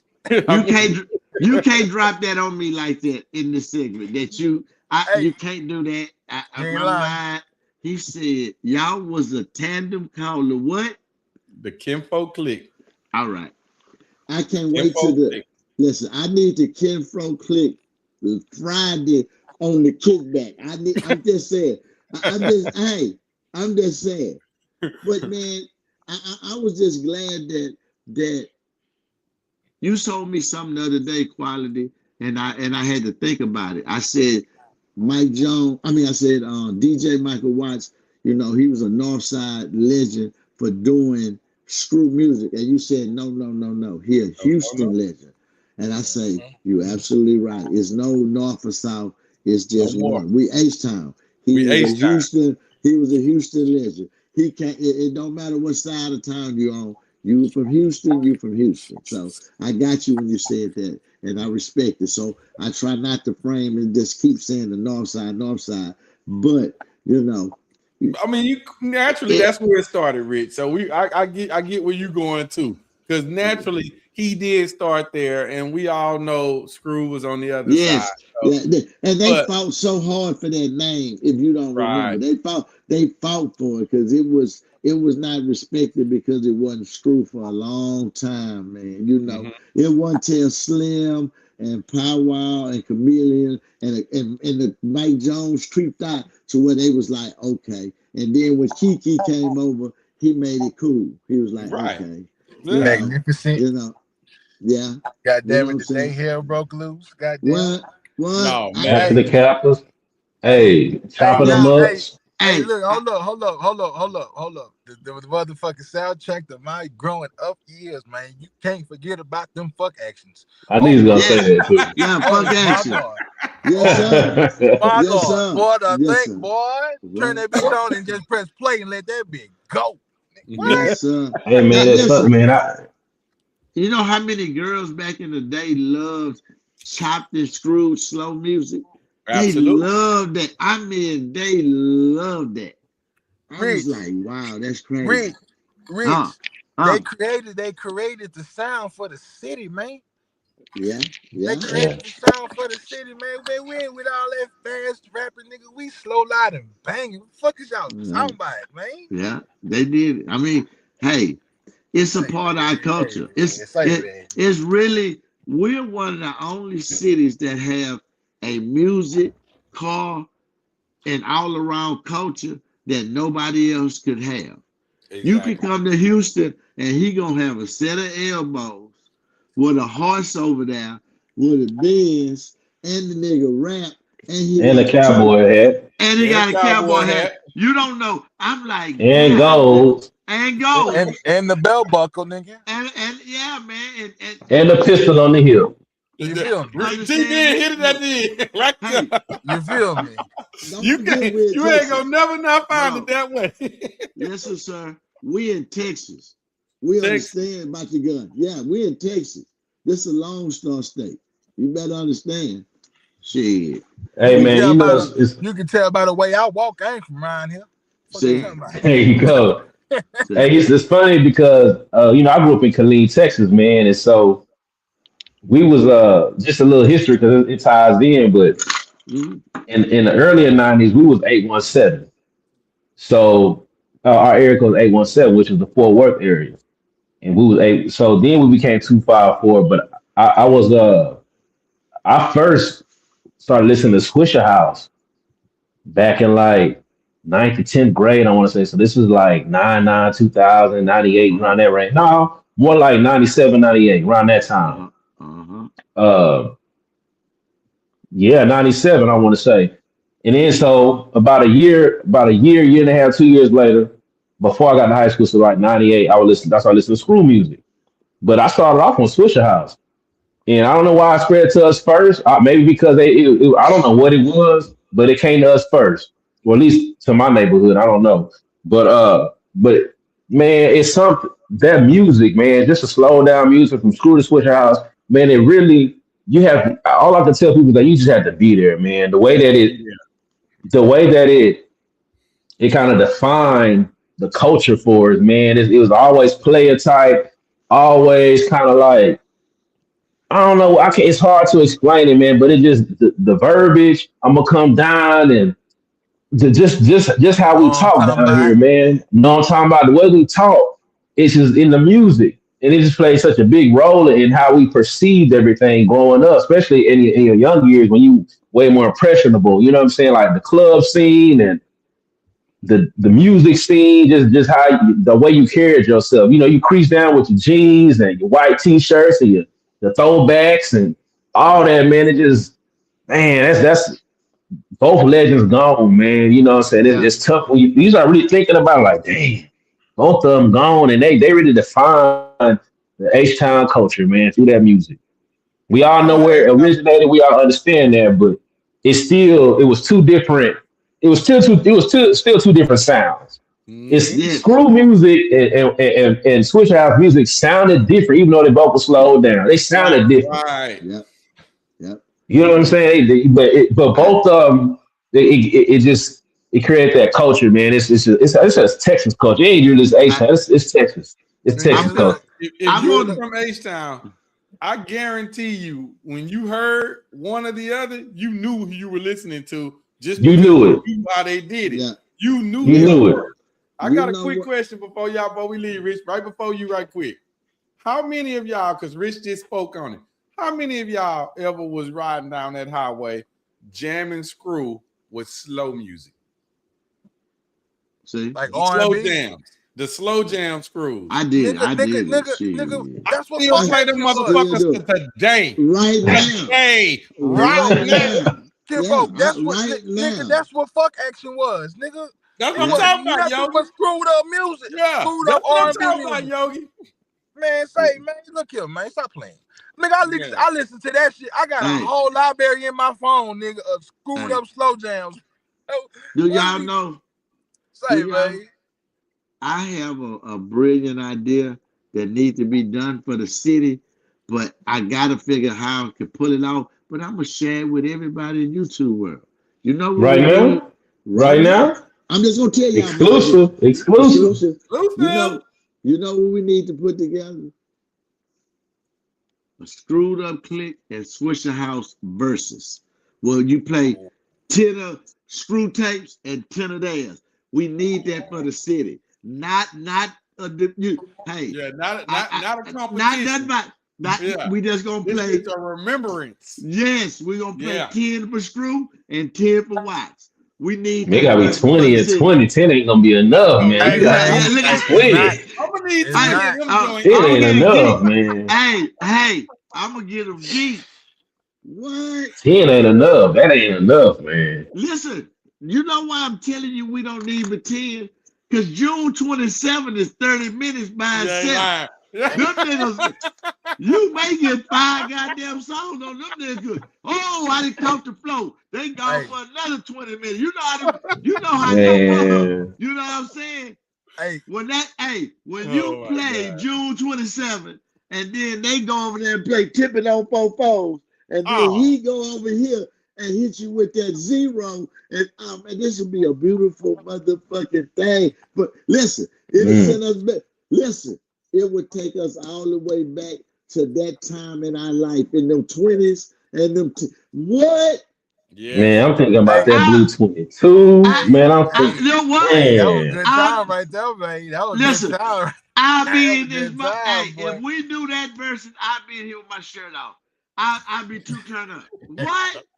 Every song gonna bring back something. You know what I'm saying? Golly, man, I can. Think about it. Y'all know, if we take his shirt off, God damn it, I'm coming out of mine. It's going down. So you know, this is what I realized. What you got? Go ahead, T-Ben. Go ahead. Real quick. This is what I from I guess an outsider because I didn't grow up in Houston. The difference that I could say between SUC and Swisher House, SUC seemed to be more laid back player type music. Swisher House was a little more wider. I'm thinking about Big Type, Lester Roy, Big T. They hop on the mic, hollering on the mic. But when you listen to Screwed Up Click, Mike Jones, it was more laid back, kind of cool. You know what I'm saying? It was. That's the difference. That's the difference right there. But hold on, Rich. I can tell you one nigga from the north, bro, that had that Southside ass flow, man. That nigga Slim. Who that? That nigga Slim. Slim boy coming. That bitch so cool and calm and eating that bitch up. Hey, listen. Y'all can say that they were smooth and no. Say, y'all must forgot my Big Pokey. I bite the mic. Yeah, you're right. That band, Richie did the wrong one. That's what I was going to say. Keep my name out your mouth. They keep. Man. Listen. They was, but I did that today, man. I was on my Apple Music. I played the Swisher House and I played SUC, and they got a nice little mix of it. And the majority of screw music was on laid back. Them niggas did a lot of singing, even Big Mo. I mean, they did a lot of hey. And you right, Swisher House. Them niggas coming in. What? When they came in on that Swisher House, man, they coming in raw and rugged. It might not, 8 words might not rhyme till they get to the next motherfucker, but they still going, goddammit. What? I love it. 50-50 twin, all them niggas, man. 50-50 twin. Got in the complicated my Benz. He gave me 50 lens, passed me the damn eat pen. Hello, man. Michael watched his weight is on the 12th. It's on the 12th. I'm gonna try to 10. I'm gonna have my gear on, but I'm gonna try to 10.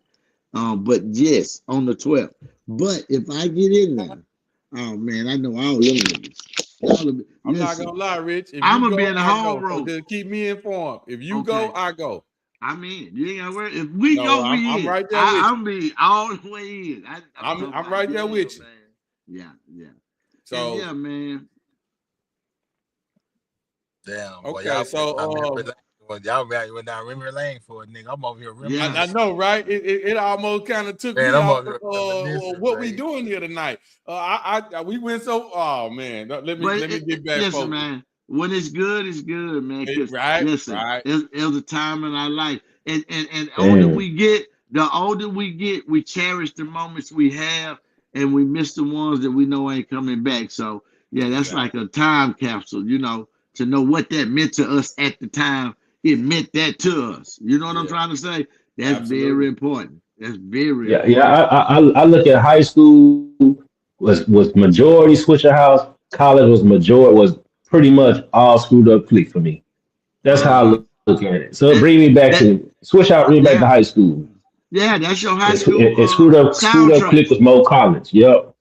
But, hey, them boys put out the both worlds, so I was back and forth with both of them. Them boys, them y'all boys don't put understand. out the first. Them boys put out the first screw video I ever seen. You remember they screwed that tipping on 4-4's video? They screwed the video. I remember that. The video, nigga. Oh, I'm gonna tell y'all something. You talking about that was your high school soundtrack? Do you know what my high school soundtrack was? NWA. How the fuck did you know that? What? Yeah, Rich, Let's talk about a nigga like me. Let me been after penitentiary. That's cool. Say, man, that NWA was in for me. I already know. Fuck the police. Fuck. See, that's how I grew up on that right there. Yeah. And Chuck D, Public Enemy. Oh my Lord. That my 98 Oldsmobile is hey man. I used to listen to them niggas down, man. It had some good music coming on back then. But yeah, man, with that being said, man, I appreciate, y'all let me go down memory lane with Watts, my North Side brother, the Houston legend. Man, I wish, hey. Rich talking about, we let him go down there. We enjoyed that shit, Rich. Damn, what you talking about? Yeah, man. I appreciate y'all riding with me, man. Listen, yeah, man. And I got the Rap Sumo, who is close to Watts. He was with him in the last of the 6 months. I saw they was hanging tight and messing around. I might bring him on if y'all don't mind to talk about some stuff one day. You already know, man. Yeah. Absolutely. That's my people. I gotta, I know somebody. Yeah, I know somebody. How you looking over there, Yogi? You ready to rock out? You ready, Yogi? I'm mine's like, okay, drop the 5th then. Let's pop the trunk. Hey, man, I ain't gonna lie, man. After that conversation, bro, it's a little hard to get in the mind, man. You don't want to end it on my note. But we gonna ride with it. Fuck it. These chicks home, boy, we just do it like this. Do it like this. Do it like this. Do it like this. Do it like this. Do it like this. Do it. Alright, man. So your segment almost made Yogi change the format of the show. Rich, man, man, hold up. That's a legend, right man. Up in my cup. That's the legend, man. I was about to get in my phone and start turning some shit on, man. You know what I'm saying? Man, I already know when this is over with, I'm going to the gym. What? Swisher highs. But go ahead, Yogi. Cooking crack in the kitchen. Who runs on the mission? Hey, man, that was it right. On the expedition. I think I might be watching. Hey, man, we gonna hold my segment. Fuck that. He might be watching Malcolm and Eddie. He said, yeah, man. I might be watching Malcolm and He said, yeah. I got to. Hey, on And my come on, knees. hold I'm on, yo, praying to you God. gotta, we Hey, gotta let Come on, Yogi Yogi. go. look, You gotta y'all. let Come Yogi on, go. Yogi. Okay, my bad, my He bad. went down memory lane, man. But nah, man. So I'll be having several videos up in my archives, man. And this is one of them I wanted to hit because I thought it was especially in our community, man. It seemed like we get more of this kind of stuff in our community. So I just wanted to, know what I'm saying, touch on it and see what y'all thought about it, man. Let me roll my video for you.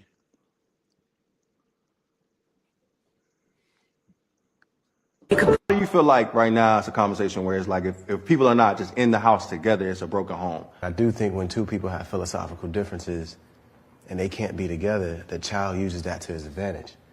So like if you're not in a household together and y'all not on the same page, what happens is the child starts to learn how I can manipulate you. It's like, I can tell daddy one thing, I know he's not talking to mom.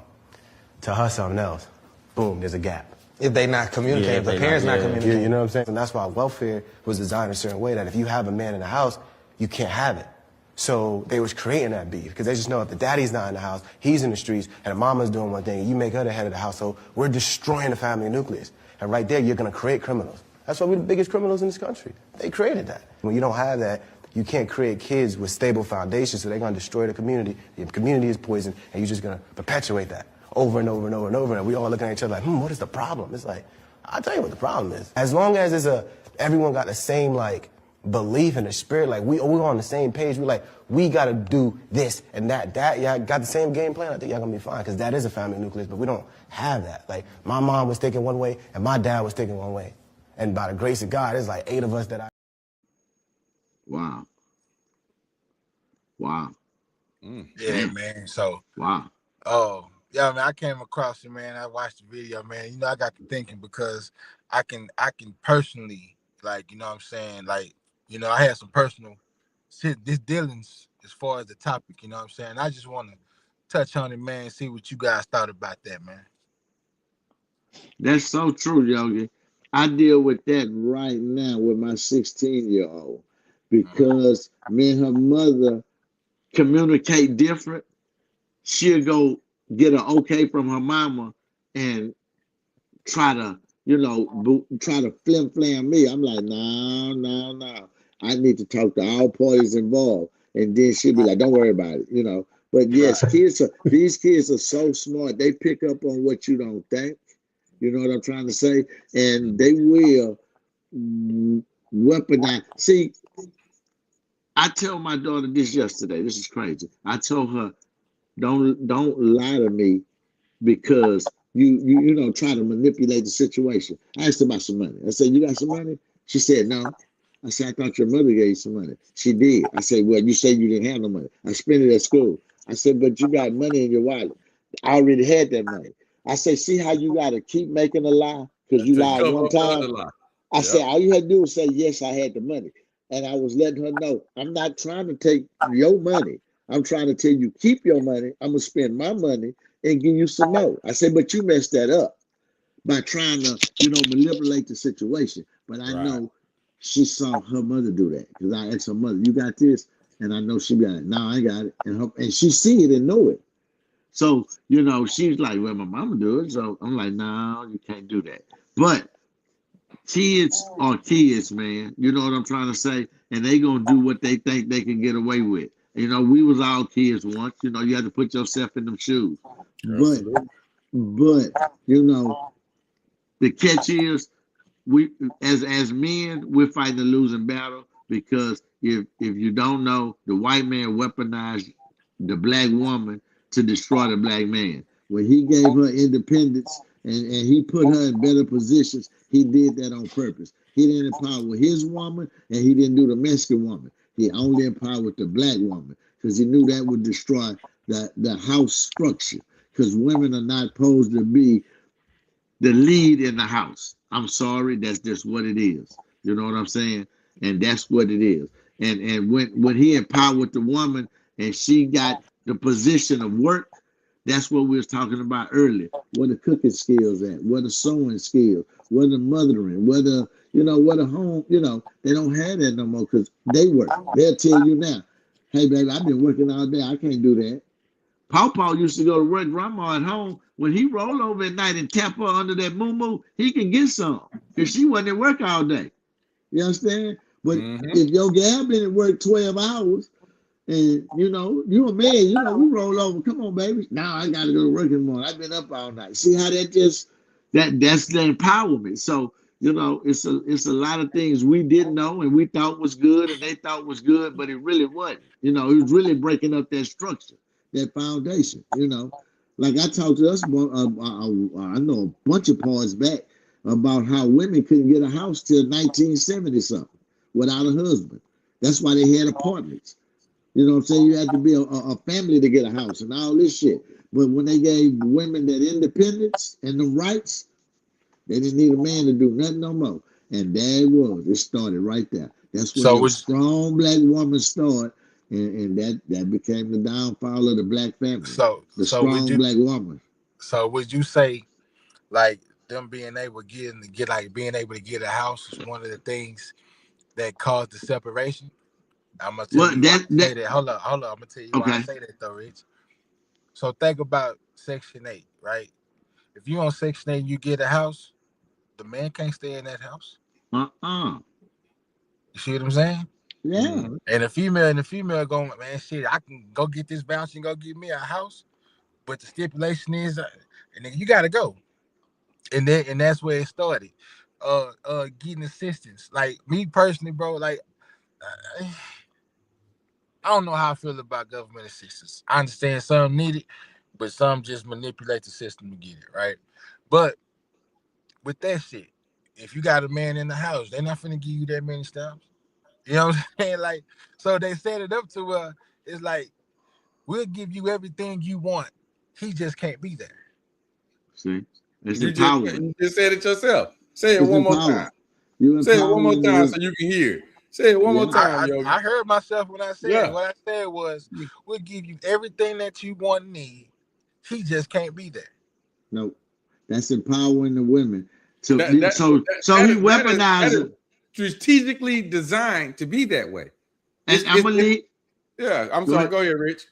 I'm gonna tie this into what T-Ben had a topic earlier.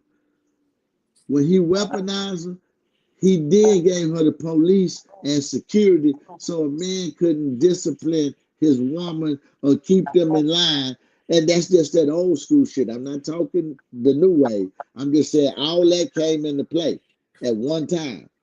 And that knocked us all the way out the picture. I mean, once you had to be very exceptional, or you had to tell your wife, you don't have to work. You stay home. I need you to be a wife. And, you know, if you blessed to do that, do it. But, yeah, man, Yogi, they empowered them and gave them freedom. And with that freedom, they gave us away. We don't need them. Excuse me. Here we go. There you go. Go, Quality. I'm gonna take. I'm gonna jump in there right quick, Rich. Everything that you and Yogi is spot on. It's designed that way. It is designed to eliminate the black man. First off, let's think about this. How do you weaken a culture? How do you weaken a people or a community? You take the man out. You take the man away. There's no more structure. There's no more building. There's no more growing. There's no nothing. Hunting to go get the food. Right. There's none of that. All that's gone now because you've taken the man away. So in today's society, that is what this women's rights is doing. But we recognize that part. Now, I want to speak to the women for a second, and I'm not a woman, so this is really, I understand taking this advice from me. You may not want to or whatever, but if you do, hey, more power to you. But as a woman, you actually do not realize how much power you possess. You really don't. As a woman, you control everything. You don't know it because you're so brainwashed by how society has told you to be. A woman don't have to act in masculine energy. She doesn't have to do that. She can stay in her feminine energy and she will find herself getting more results that way. That's a little bit crazy because a lot of people won't get that. If she stays in her feminine energy, she will get the results that she's looking for. And the results are this. You can make a man do whatever you want him to do as long as you know how to do it. It also speaks to, once again, what Rich just said about what T-Ben was telling you earlier in his segment. A leader. See, a leader ain't a leader just because he can tell you what to do. A leader is a leader because he knows how to get you to do it. That's what women's greatest power is. You, as a woman, you are great thinkers. You have to recognize how to make that man do what I want him to do. It ain't hard. It ain't hard. Men are very, very simple. It's not hard at all. We will jump to the goddamn moon to try to please you and all that there if you're a good woman.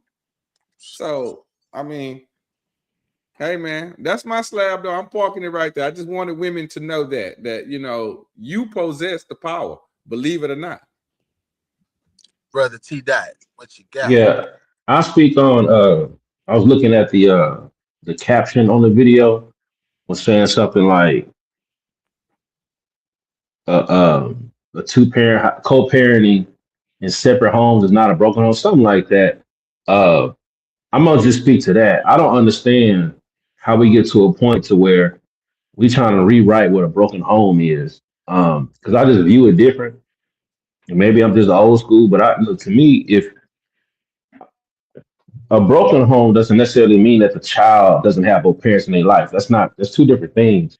But to me, a broken home is when both parents are not inside the same house together raising a child. That's what a broken home is. To me, I don't know how that changed if we're trying to justify, we're trying to rewrite what a broken home is. But to me, if we're going to talk about both parents being in a home, and he's giving examples. So I don't know if if the caption, if he was disagreeing with the caption was saying, or is he agreeing with the caption? So I'm not sure. But I would say it's like, here in the circumstances where a child can pit the two parents against each other, is a prime example of the home being broken in that circumstance. And because in the household, you know, when two parents are both present, it's certain the day-to-day life, the things that are said, the activities that are occurring, when both parents are there, you have to navigate that. And then you both gotta have a different perspective. And as you know, as fathers, we approach things different, just as the mothers approach things different. So we might be with us, you know, not saying we all rule with an iron fist, but the way that we approach circumstances usually is more disciplinary. Whereas the mother is going to be more nurturing. Usually that's how it works. So it's that balance. But if you only have straight disciplinary actions or just straight nurturing and then not that total balance in the same household, to me, that's a broken home. Because it's just the two energies out there. It's not the balance ain't there. So I'm just speaking on what that caption said on that video. But yeah, I don't have too much more to add, man. Beyond that, I just think that it can be a difficult circumstance is what I'm hearing, man, because I could imagine what it's like to pit, you know, because you know your children do it even when you're in the same household. Hey, you know, can I have this, dad? You'd be like, what's your mom say? Well, she said no. Why are you asking me? You know what I'm saying? Like they do that kind of thing.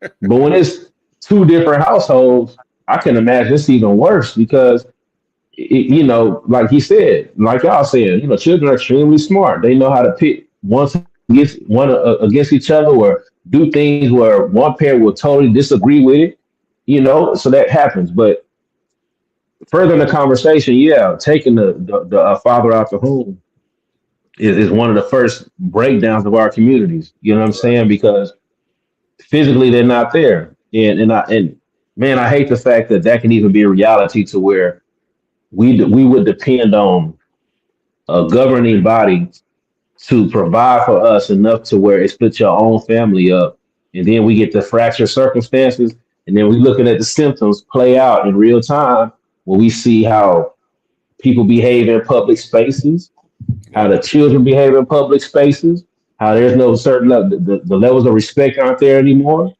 You got the gender wars going on now. You got all the violence occurring. All these things are symptoms. And I think part of it, the root cause is when you took the fathers out the home. Well, what if we're gonna say take them out? They're not there because look, part of it, I put some ownership on the men too. If they say, "Oh, it's no government assistance, you can't be here," to me, you would think a man would be like, "Well, look, we're not gonna use no government assistance. I'm gonna figure out a way." Assistance, right? You can't tell me not to be in the household with my child and my wife or my lady. No, I'm gonna figure it out. We don't need the government assistance. Like that's one way I think of it too. So But what you got, Rich? say T-Man, the man ain't gonna want to leave his child. It's that woman wanting that freedom. Yeah, think about it like that. The men want to be there. You got to realize men don't leave relationships. We do not leave relationships. We gonna be there with the baby. It's the women want the independence. It's the women want to say you're sorry. Do you know, man? I thought about this. I always thought about that. I think crazy. My grandpa couldn't read or write, but my grandmother could. And she stayed with that man for 50 years. You know how strong you got to be to know you with a man who can't read or write or do nothing like that, and you treat him like the man he is, and not never say you can't read, you dumb, you didn't go to school. But he didn't. Not weaponize it against him. No, she didn't weaponize it against him. You know why? You know why? Because she had a roof over her head, she had lights and gas, and she had some food in that refrigerator. That's why. He said, I gotta learn to read and write to take care of my family. Y'all gotta eat. Y'all gotta eat and have somewhere to stay. And guess what they did back then? All y'all going to college because I didn't go. Right. All y'all going because I didn't go. Y'all gonna be better than me. See, but that's that real shit. Now you can't pay for this and you don't look like the nigga on Instagram. Shit, you know what I'm trying to say? We buying food gold. We buying food gold, man. We need to get back to what it is. Right there, man. Social media. Everybody want to taste this social media. Yeah, man. That shit, that ain't real. That ain't no real place. And then look, and then the crazy part about it, man, the shit that they look at and they chase after, bro. If you really dig into their real lives, man, them people ain't nothing what they ain't nothing what they say they are. I know they ain't. Yeah, man. Everybody follow for the banana in the tailpipe. What? Who put the banana in there? See?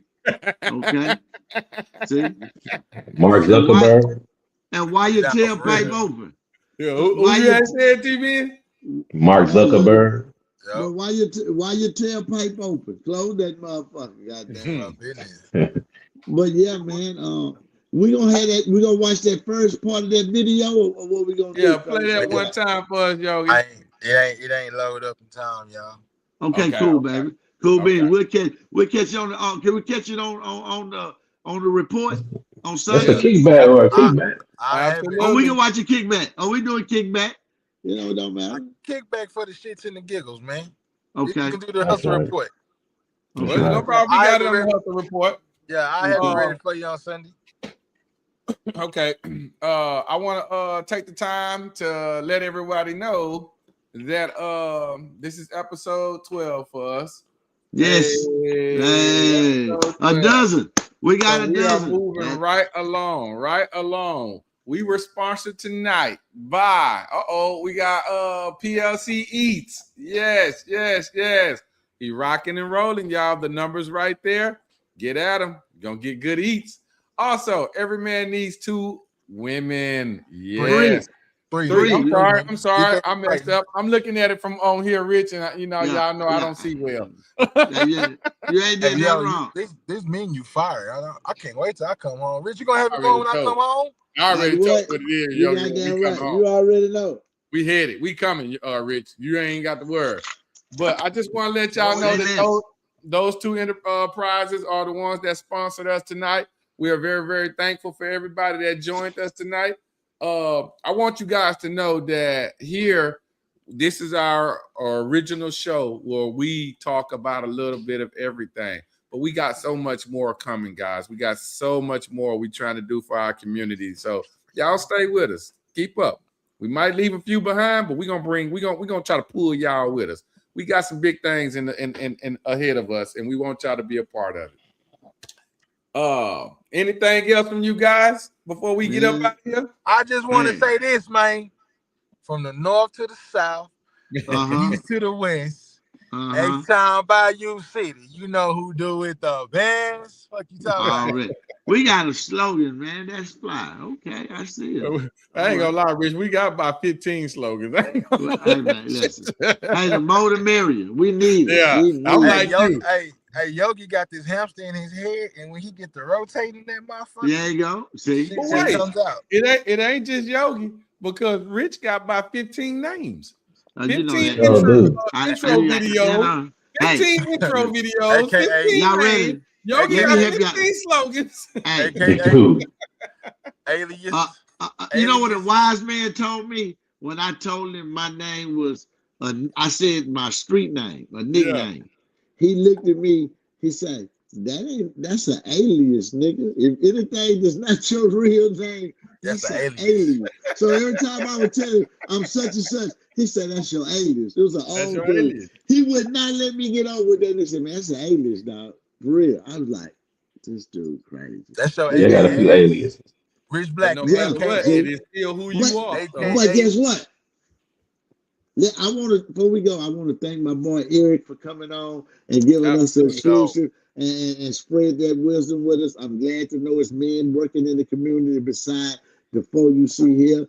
And we might not be bad off as we think we are, man. You know what I'm saying? We keep touching to the community and get with these guys. Man, we might put something together here, man. Trust and believe. Hey, man. Something else too, man. We've been talking about going to do a lot of shit, man. And a lot of shit be based on me because I'm gone all the time, right? But, man, we need to start doing them plans that we had. We need to start getting together and start doing them, man. They finna happen. They finna happen. Yes. Start business. I'm copying new Jordans. It's just gonna make me new colorways of the logo, so I'm gonna be fresh as fuck in my H-Town Bayou City shit. See what I'm talking about? Man, this was a good show, man. I'm talking about our first guest on with some exclusive talk, and man, you know, we're gonna have some more guests coming down the pipe too, man. I'm keep y'all posted on that. Yeah, yes, sir. We got big things in the works, y'all. Big things in the works. So we working here.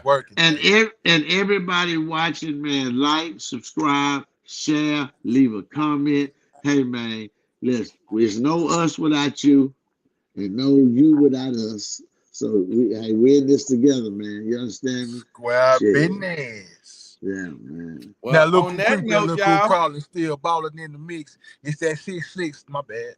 We finna get crunk. I was still on that road, man. Like Rich got a nigga in the slab cruising. You know what I'm saying? I'm still my bad. That's my Jesus. That's my man. I done did a drive-by on the damn Clan. We ain't gonna never leave, y'all. We keep this up. We ain't gonna never leave. Hey, man, we H-Town. That's what it's about, man. What I was talking about. Shout out to Michael 5,000 Rots, man. You rest easy, my brother. We love you, my man. And our condolences to the family. This is H-Town Bayou City Podcast. We out of here. Yo.